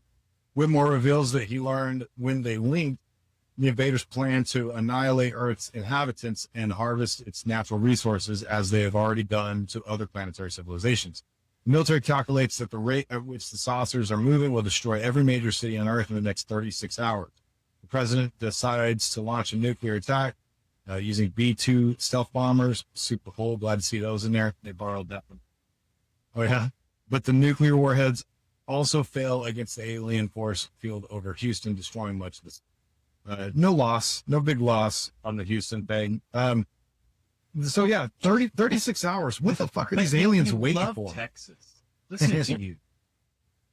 I don't know why the Whoppers didn't just punch that alien. They would have knocked him right out for hours. Yeah, no shit. Just why'd they have to shoot? Oh, and by the way, quick little fun fact: one of the military guys was the first one to shoot the alien once it grabbed hold of the president. Was the bodyguard in that horrible '80s movie, My Bodyguard? When the kid hired the big guy, that was. I got another one. One of the surgeons is another Star Trek actor, Leland Oscar, who did an episode of Voyager and an episode of Enterprise. I love the fun facts. Yeah. There's a lot of Easter eggs. But yeah, I mean, this movie is tailor made for Easter eggs. Mhm. If you really think about it. I mean, it's an alien movie. Yeah. There's so many opportunities to just, and especially when you hire people like Brent Spinner to be your. To be honest, I'm a little disappointed there's no Spaceballs there. Well, we have a Quado thing going on here, you know. Did they comb the desert? Yeah. No. The sorry, Baseball's reference. Drink. Yeah, drink. Giddy up. No, but the bulletproof glass thing was bullshit. They're like, this is a secure facility. Is that bulletproof glass? No, it's a secure facility, but that's not bulletproof glass. You know what I mean? Yeah. Yeah, what the? Yeah. Jasmine and Dylan commandeer a highway maintenance truck and rescue a handful of survivors, including the critically injured First Lady. Though Hiller rescues them in a helicopter that he borrows from the base and takes them to Area 51, Marilyn's injuries are too severe, and she dies after reuniting with her family. The just tell him I hit you joke was pretty quick. You know, we steal the helicopter. Yeah. Oh yeah, the big guy. Yeah, that's great. Yeah. And he goes, Yeah. That was good. so I hit you. But how do you know where to find them? Remind me of the recent president from France, Macron. They say slap. She pushed his face. Yeah, I'd like to know what he said to her. Probably nothing. She probably just sucked on it. It's French. He's getting a douchebag. No. You got something to say? Yeah, I get that. That's a callback. He told her if things go bad, go to the base. Sure, but like, So she went to the base. but they're not like signaling. They don't have a fucking fire. No, she went He to just the knew. base, and he just went, I got to try. No, fair, but That's, and I mean, it's weak, but that's the whole thing. It's like, he said, meet me at the base if things go bad. he's the Fresh Prince of the Air. Oh, there is some lazy writing in there. There's How some long very have you been lazy holding that one. one there? Waiting Sure. for Wait, Zach this Bullock. moment. Listen. Seth, that's number 3 of his jokes. How are we counting? Are we thinking Seth, Seth laughed at that one. Well, that wasn't bad. I'll give you that one. That was all right. David, distraught over the use of the nuclear missile and its failure, plans to use the operable attacker ship to enter the interior of the alien mothership in space and dock with it, gaining access to its operating system. Working all night with the facility's tech team, he produces a computer virus that he will upload to disable the protective shields around the destroyers and attackers. David says that by infiltrating the mothership, he will disorient the saucers and by a window of a few minutes during which a counterattack can be launched against the aliens. Nimziki is staunchly opposed to the idea, and Whitmore fires him from his position. Hiller volunteers to pilot the ship, with Levinson accompanying him to upload the virus. With satellite communications knocked out, the aliens use Morse code to coordinate an attack with the remaining forces around the world, time to occur when the invaders' shields are set to fail. Cass volunteers to pilot an F-18 in the counterattack despite his shaky nature. Whitmore, a former combat fighter pilot, leads a squadron over Gray's mild objections. Whitmore gives the small squadron of pilots they've scrapped together a rousing speech, citing that it's July 4th and that the Earth is again fighting for its survival. I feel like that synopsis is glossing over the only really 4th of July part of the entire damn movie. Like, I get the movie had it, but that synopsis you're reading glosses over. He gives him a big hoorah speech about the 4th of July. And a little bit more than that. It was a good speech. That's a great point. He It borrowed. was a good speech. He lifted a line from Dylan Thomas's poem "Go Quietly into the Night." With his whole, at the end, he said, "We will not go quietly into the night." Right. he says, "Do not go gentle into that good night," which is he's lifting from a famous poem. He also doesn't know how to use the CB radio. He initially holds up the CB radio all wrong, has to turn it. Oh, that's right. Yeah, he grabs the mic and flips it around backwards. Young and stupid, yeah. Oh, and let's not cut to the fact that let's not forget the fact that in T minus, what are we talking? The span of the entire movie, or at this point in the movie, if the timeline, I think I thought about it once. It was about a day total that they trained all of these people to fly and use F-16 technology. F-18, yeah. Because going from a biplane crop duster to an F-16, just same shit. Same thing. Listen, if you can ride a moped, you can drive that 18-wheeler out there, no problem. But he was a fighter pilot in name. And also, Will Smith saw one of these fly through a canyon once, and now he knows how to fucking fly. That's like if you're on an airliner and your pilot has a heart attack, and they're like, "Has anybody ever seen a plane before?" I've seen a plane before. I would be that one. I would be that one asshole on the plane that would stand up and go, "Well, if you've seen a plane, you're all about to see a plane go down, and we're in it." But that would be Speed 3 on plane. I've I promise you right now, I'm going to turn off the no smoking sign. I've never flown a plane, but I did stay in a Holiday Inn Express last night. Yes. What movie is that from? A commercial. The Holiday Inn Express. It's a Holiday Inn Express. Put them all together. It's a movie, Todd. You can edit it that way. Listen, I'm with Seth on that. I thought it was from something, and you automatically go, "That was got to be in a movie." I know I've heard that before. Yeah, a fucking commercial, but yeah, fine. Put them all together. It's a movie.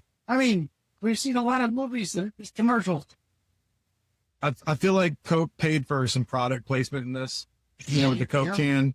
Yeah. And then, Gotta shoot the Coke can with the label facing out. sure. And then a 9mm bullet. Well, that's what a hole. And then when you go back to New York and he's freaking out over their recycling, and he opens up their recycling bin and it's just all Coke cans in the recycling bin. Yeah. Oh, product placement. Yeah. But, come on, this guy went to MIT. He doesn't need somebody to fucking shoot a fucking gun in this confined space to prove his fucking point about the damn shields. Everybody knows at this point they have shields. We learned this already. No one put ear protection on. And then the ricochet's ridiculous. The sound effects.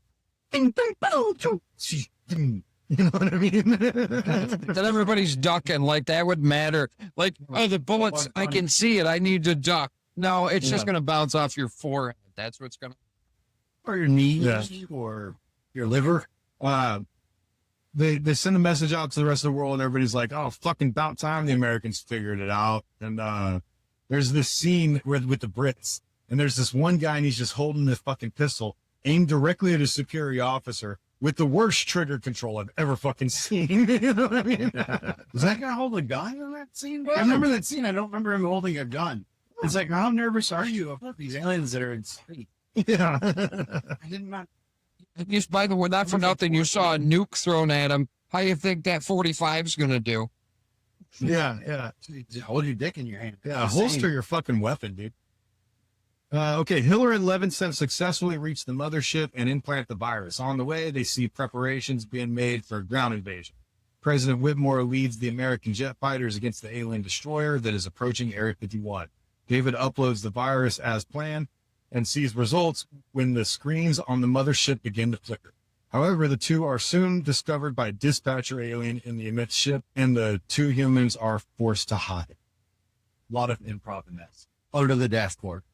Yeah, and then it straight up stole a line from Jurassic Park. Must go faster. I love Jeff Goldblum. Yeah, that's fair. He's a jazz musician. I've listened to his stuff. Oh, I don't love him anymore. I'm not into it. I love music. Jazz is dumb. And also, Play the right note. I love me. Really, really love music. I kind of hate musical. Yeah, Sweeney Todd's garbage. I've heard. Well, hold on. One exception. If you hate musicals, I get that.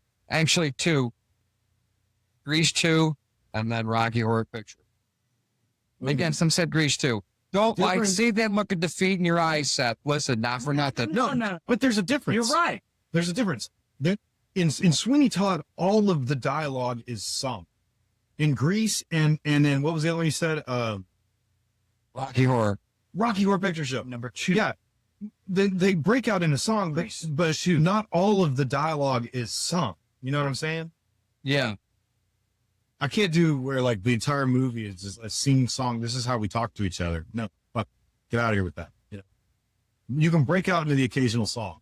I grew up in the fucking 80s and 90s. I'm used to that. Need it, man. When my wife, she'll put a movie on, if I've never seen it before, I know nothing of it. It starts playing, then I'm like into it. I'm like, this is great, and then they start doing this thing. You always know when a music piece is coming up in a musical. Mm-hmm. They kind of build up to it, like their delivery sort of changes, and it gets sort of real cliche and weird, right? Yeah. And I'm like, oh no, she just watches my face go, oh. So, Which is ironic. I have thoughts, but it's going to make it a different podcast, so I'm just going to sit here. He can edit it out. nope, I won't. I'm self. You won't. Here we go again. Like I said. Keep it on the podcast. Yep. I am self-editing, and that's all I'm going to say. It's new. Why? It's got to be really bad if Todd's self-editing. I have thoughts, but I'm going to keep them for now. You didn't want to get me too. It's another. No, it's not at all. Oh. That's where he's going. Yeah, turn out the recording, Mark. Let him loose. Turn out the recording. Nope. For that content, you can pay him on Patreon. Or his his OnlyFans. My only feet. Where he shows his Hobbit feet. On musical theater while I'm in the shower.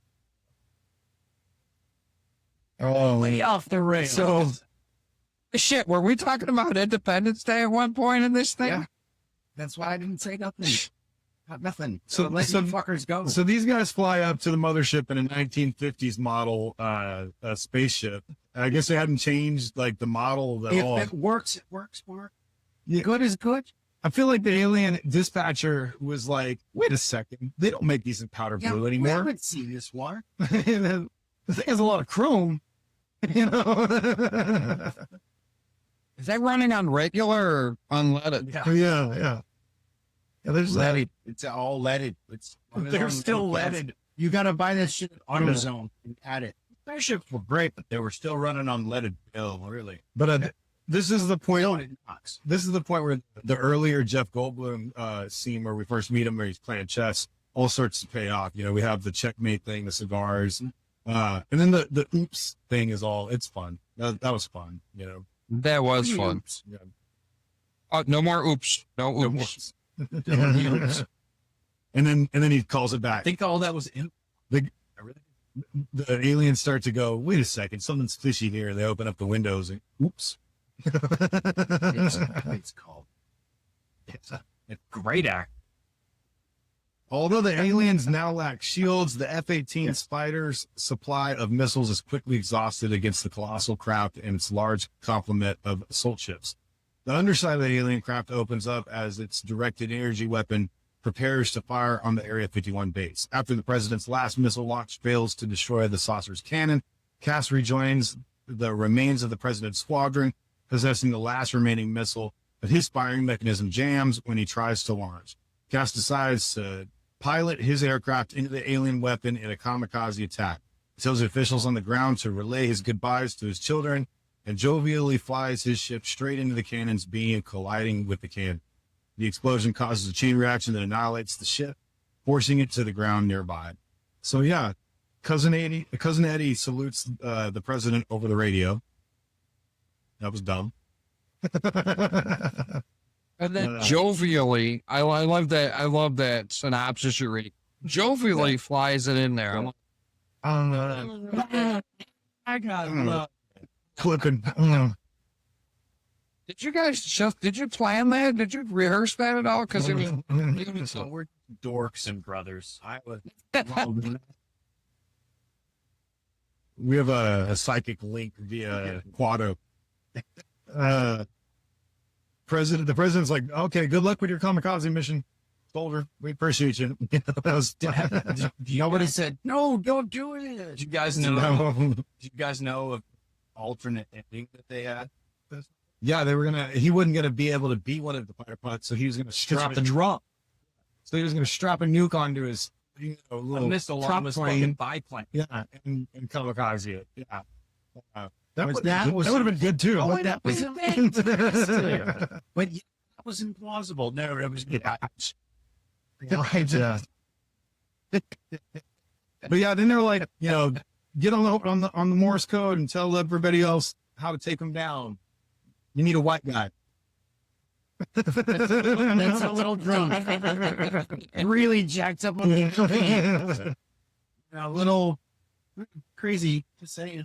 Human resistance forces around the world use the same weak point to destroy the remainder of the alien saucers, while the nuclear device planted by Hiller and Levinson destroys the alien mothership soon after the duo escape. Hiller and Levinson are caught up in the after effects of the mothership's explosion, but are able to return to Earth unharmed, crash landing the alien fighter in the desert close to Area 51. As they all watch the remnants of the mothership burn up in the atmosphere, Hiller tells Dylan that he promised him fireworks for the holiday. So yeah, he could fly it, but he couldn't land it. So they've minimized that again. Like one of the greatest interactions, I think, in the whole movie between Smith and Goldblum is that whole scene when the ship shakes loose and he's like, "Oh, we're loose," and he's like, I don't hear no fat lady. What is this fat lady keep talking about? What's this obsession with fat ladies? Let's go. Let's get the hell out of here." Yeah. Like that's one of the greatest. That was one of the great. The way Jeff Goldblum talks in that speed round type of Sure. dialect that he does was hilarious. I don't hear any fat ladies say. Yeah, we could still die. We only set this timer for like 80 seconds because I don't know why. That doesn't make any sense. You could have set it for again. 30. The time management blew my mind in this. Yeah. It really did. I didn't know. But they somehow managed to make it back to Area 51, crash land the plane, and they have cigars and women. The origin story of the Fantastic Four. Yeah.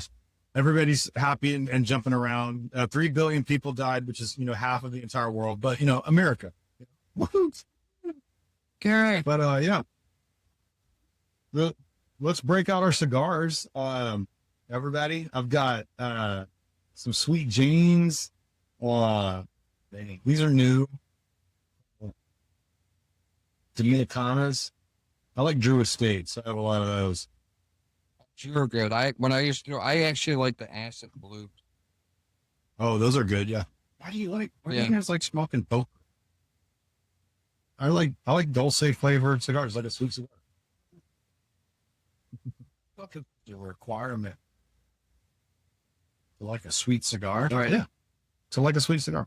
Okay. I don't have my cutter here, so then we just anyway. that show properly. All right. Let's talk leadership and project management for President Whitmore. Oh, yeah. Oh, Leadership and project management. Okay, guys. Wait a second, going back, Seth. Well, it was really cool to see you guys again. I'll catch you on the flip. That's all the time we have. We gotta go. I don't know nothing about none of this shit. So, President Whitmore, I wanted to give him high ratings. I did. I didn't give him high ratings, but I wanted to.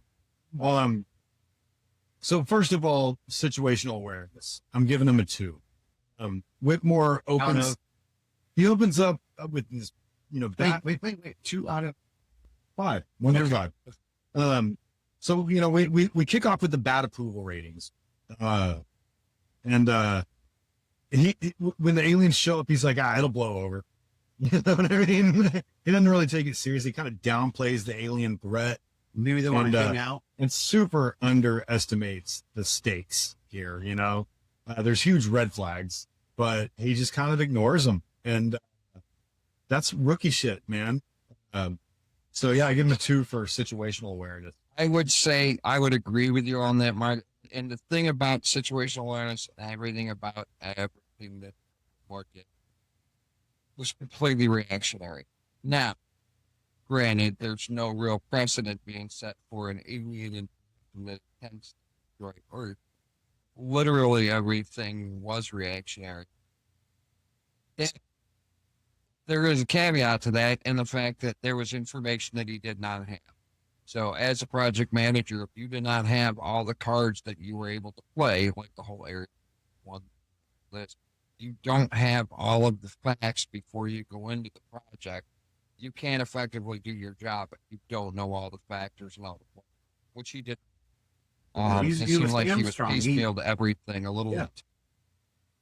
Yeah, I mean, I get what you're saying, but when the sky starts falling, you don't need to wait for the meteorologist to confirm the weather report. You know what I mean? I started falling. I got on a plane, got the fuck out. So that's the best plan ever. We just as project managers, we don't have that option. Yeah. So next I have decision making under pressure. I give him a 3 for this one. He kind of waffles. He doesn't launch the nukes until late in the game. You could say that that's admirable restraint, maybe, but in a crisis situation, hesitation is also a decision.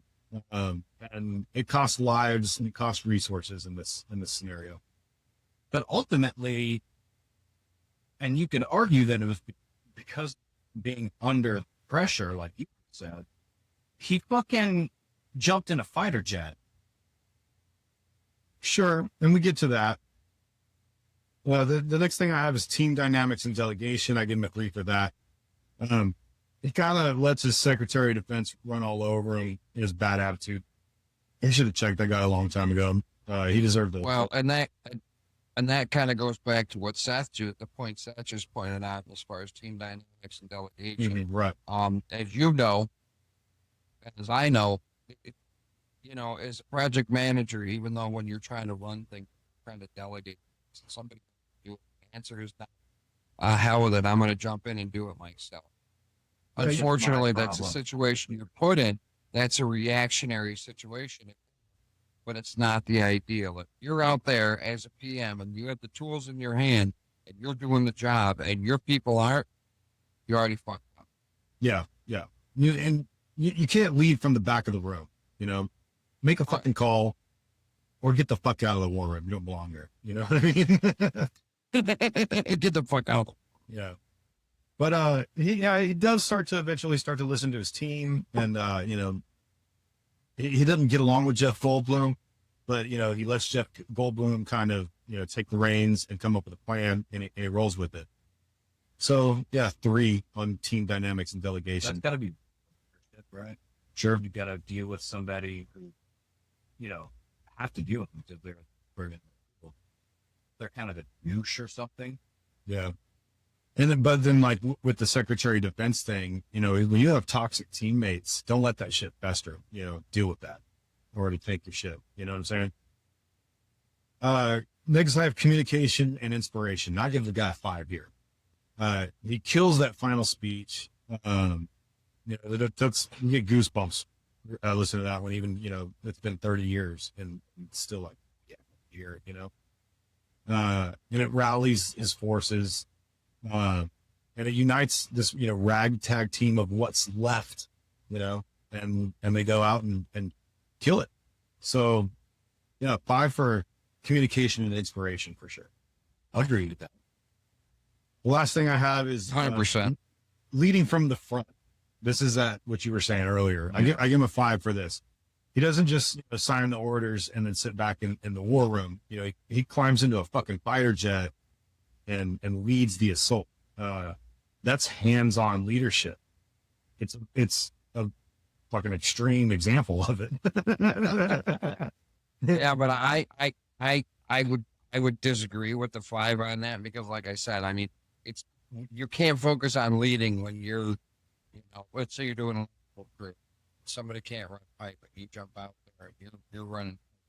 can't lead the crew if you're the one actually doing all the bends and you're yelling this and yelling that. Worried about the thing. You're distracting. Like, he should have recognized his. He did do a good job of recognizing the talent, like Goldblum, the people that were helping him. You know, jump in there. Now, you've got limited resources. I market past shit 6 years. So you do what you got to do. You know, kind of hard to lead when you're the one at the front of it. Yeah. You Good know, point. Everybody clear pants for Mr. President. Yeah. But I think the hashtag hard knock lesson here is, you know, don't ask your team to do something that you want to do yourself. And in this case, you know, he's asking them to jump in planes and go risk their lives, and he does it himself, you know. A great lesson. Yeah. So my final grade, I'm out of 1 through 5 for President Whitmore's leadership and project management skills total. I'm going to give him like a 3.5. He starts out kind of shaky. He's a little too passive, but he becomes a fucking action hero by the end of it. Dude's got huevos, you know. Not your ideal day one, you know, project manager, but, you know, by day 3, he starts to get it. That's why I gave him Yeah, a higher score. He learned, he adapted. Fucking the whole movie is really a testament to 2 things that you love here at Knox, which is adaptability and resilience. And learning lessons the hard way. And learning lessons the hard fucking way. Yeah. That's why I gave the president. He took the hard knock school of presidential leadership. But I mean, do you really want your president to waffle for 3 days in an alien invasion? You know what I mean? I want him to be calculated. Yes. Yeah. So what's your score? Ooh, man, that's high. That's too high. Tommy? Score. You can't tell him his scores too.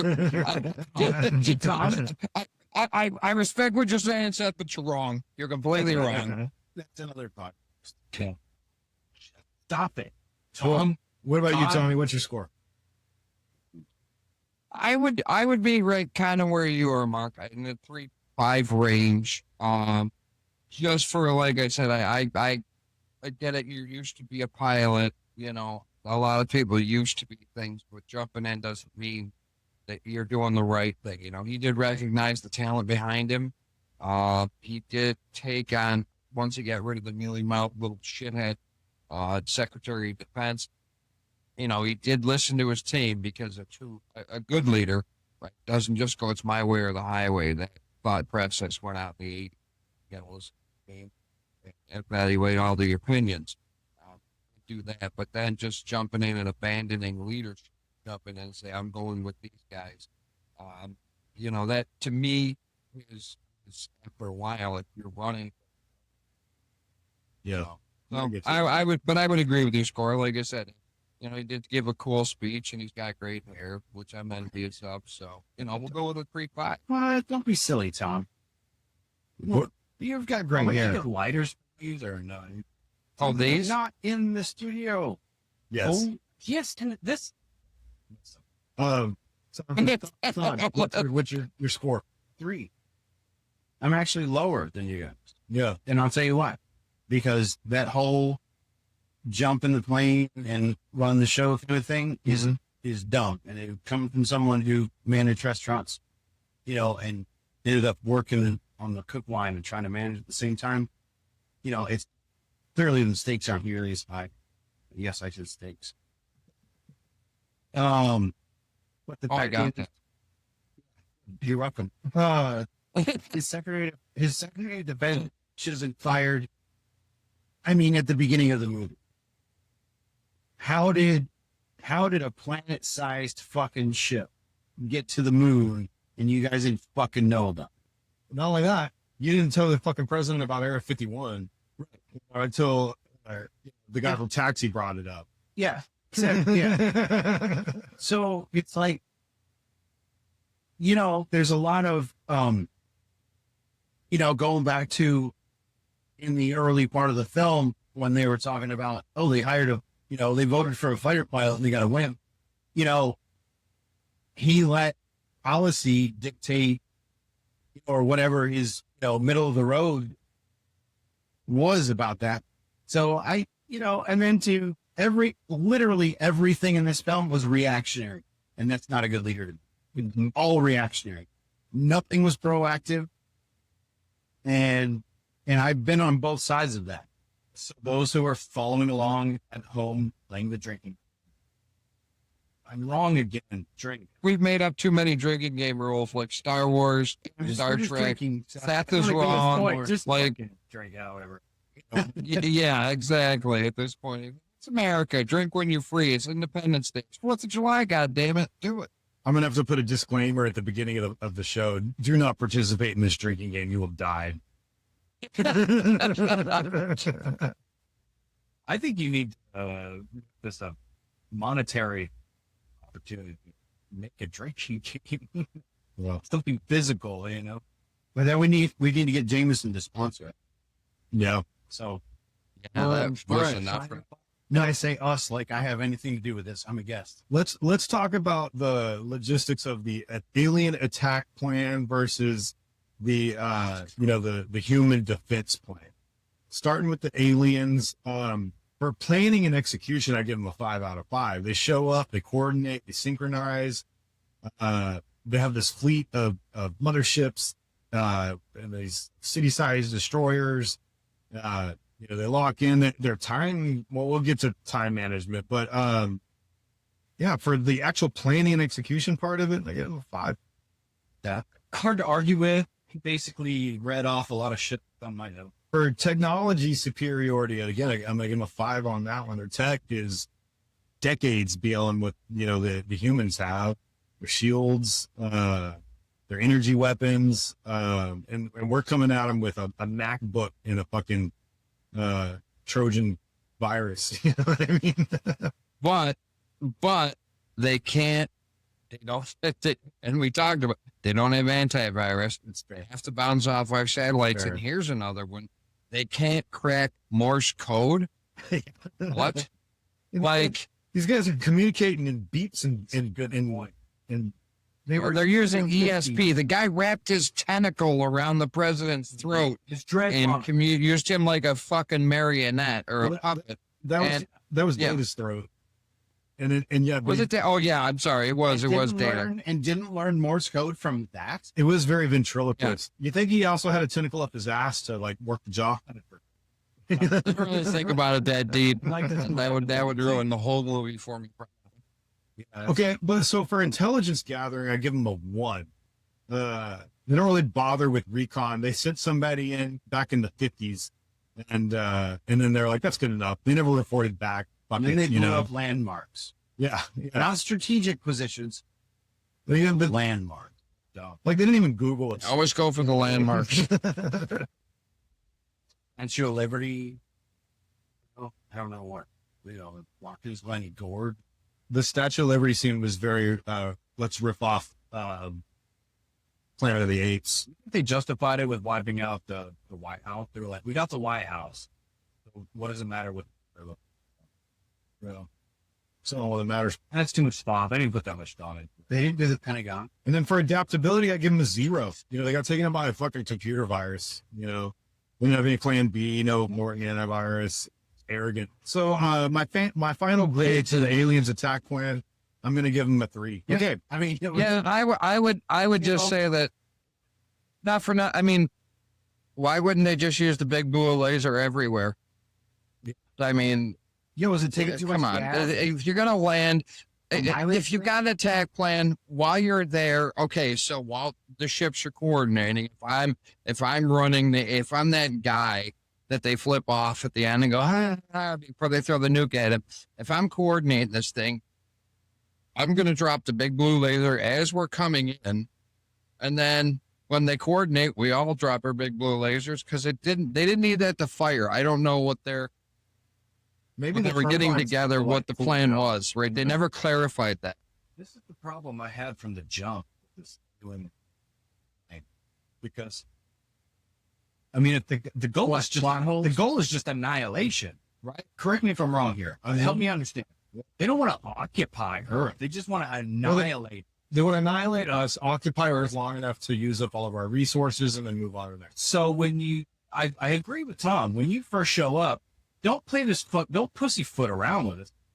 Fucking wipe them out. Yeah. Yeah, exactly.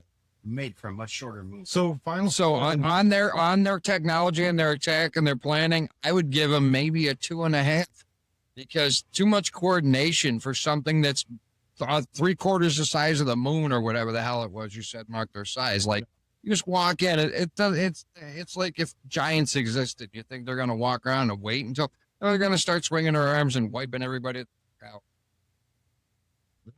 So your final score for the attack plan? Right, 2.5. 2.5. What do you got? 2.5. Oh, easily. Yeah.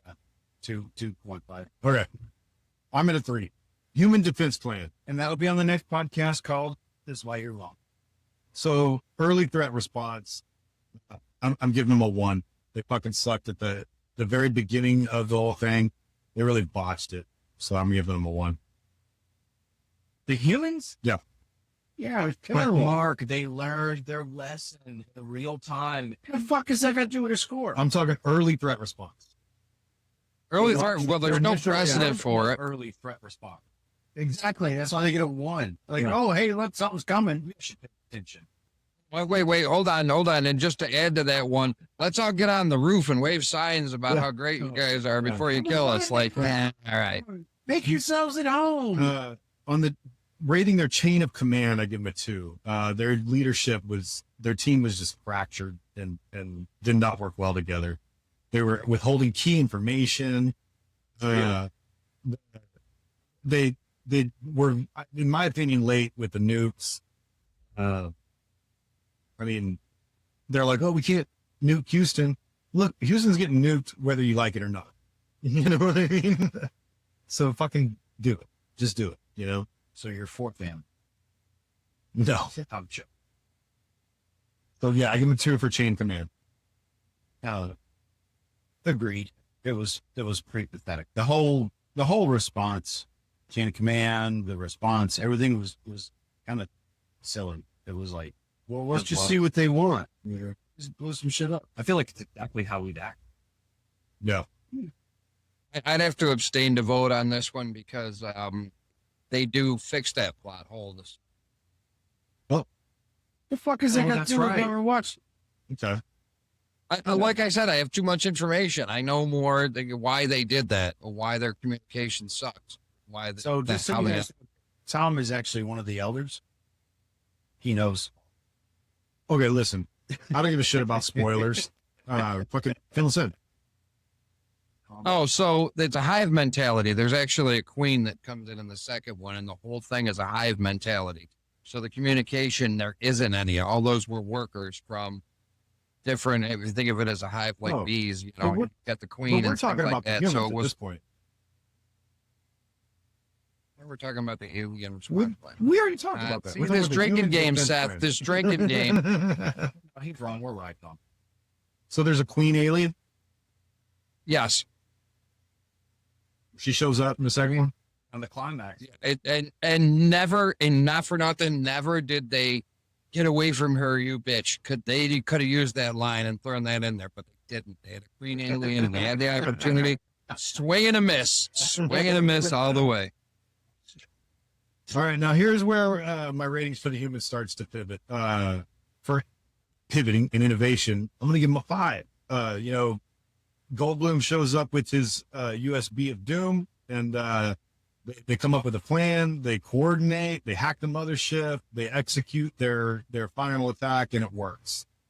So I give a 5 for innovation and pivoting. Yes, innovation and adaptability, if you throw that in there, because they did every situation they had to adapt to. They had to use what they had. Like, it's the Army. Do what you can with what you got. Adaptive providing. As new assets became available, back to my earlier point about knowing what you have available to you, once these things became available, they did jump on it and use that kind of a little bit more productively. Yeah, once they found out they had an alien craft in the basement. They used it. Use their own technology against them. They, they recruited That's adapting. everyone and anyone that could, ride a joystick. So they were absolutely, 5 on the response, because the adaptability and the ability to pivot, in a seemingly overwhelming situation was, that was the redeeming factor of this whole movie. There were so many dumb decisions throughout the entire thing that led to this, that the ability to pivot and access and use every available asset, whether it be a drunk biplane pilot or, 50-year-old in the basement Aryan tech that you really weren't sure how it was going to work. The suspension of disbelief, like, Will Smith saw one of these flying, so of course he's going to be able to fly it, which is why he backed it into the wall before they got it out of there. So, there was a little bit of, like, oh, clearly he's not going to know. And it provided a little bit of brevity before the absolute shitstorm that was about to happen. But yeah, absolutely. Use everything. That was one of the things that I was, when Mark and I talked before, we went on before the cameras were rolling, about how almost everything in this movie was reactionary, and it was a vehicle for special effects. And, there's nominal character development. You're like, well, who would be, because I asked Mark, when we first talked about this episode, like, who are we going to review? Because in my opinion, like, President Whitmore, his screen time is so small as far as his project management. Yeah. Because once he jumps in the plane, that shit's out the window. He's not running the show anymore. He's another dick jockey flying fast. And it's like, so where do we go with this? But I mean, there's still some opportunities in there to look at it and be like, as a manager, as a project manager, you use every resource at your disposal to get the job done. Did we ever see a vice president? No, I sent most of his cabinet and his vice president was away in the very beginning. They died. Well, kind of to jump onto what Todd said and to circle this whole thing back, and hashtag epiphany, isn't that Most corporate to the 4th of July thing, what the entire United States has done their entire time? The United States as a whole has done. All of a sudden, these things become available to old, industrial revolution, all the things that we've grown to. 4th of July, that's how America's grown into the country. Things that were available as it became available. Yep. The last thing I have is their project execution under pressure. Give them a 4 for that one. They organized this counter-strike across multiple time zones using Morse code. They got, everybody in the air and delivered the payload. It took some kamikaze tactics, but hey, worked for the Japanese in World War II, It wasn't perfect, but it was pretty admirable. Chaos, sometimes you got to surf the chaos, and they did a good job. That's literally every show I've ever played. Sometimes you have to just embrace the chaos. Mm-hmm. So anybody's ever seen him play, he's not lying. Played your way. I have it on video. So for my final grade for the Human's Defense Plan, I also give them the lead. It's a 3 and 3. They're tied. It's kind of a hot mess with this heroic Hail Mary at the end. Yeah, there was no plan. Yeah. That was, well, let's try this. No, that didn't work. Let's try this. What? There was no plan. Yeah, 3 is the best you could hope for on that.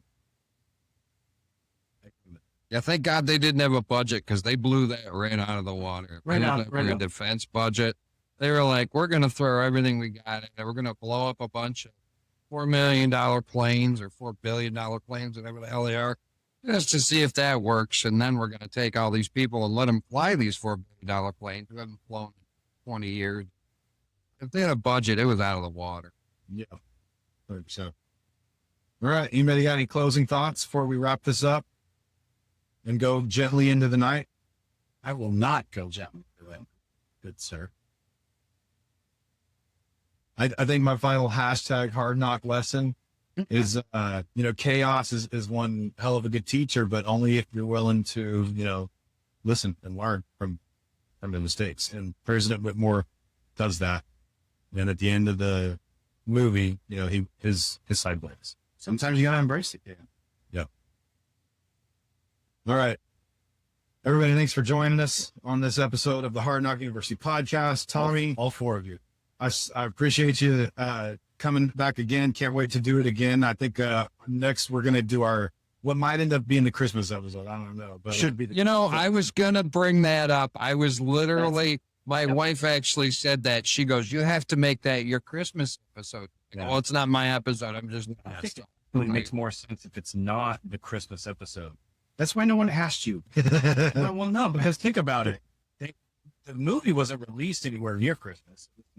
No one cares. Listen, we can't. That's you're jumping into that. You're jumping into that set. That I think the title is quote unquote not the Christmas episode. Yeah.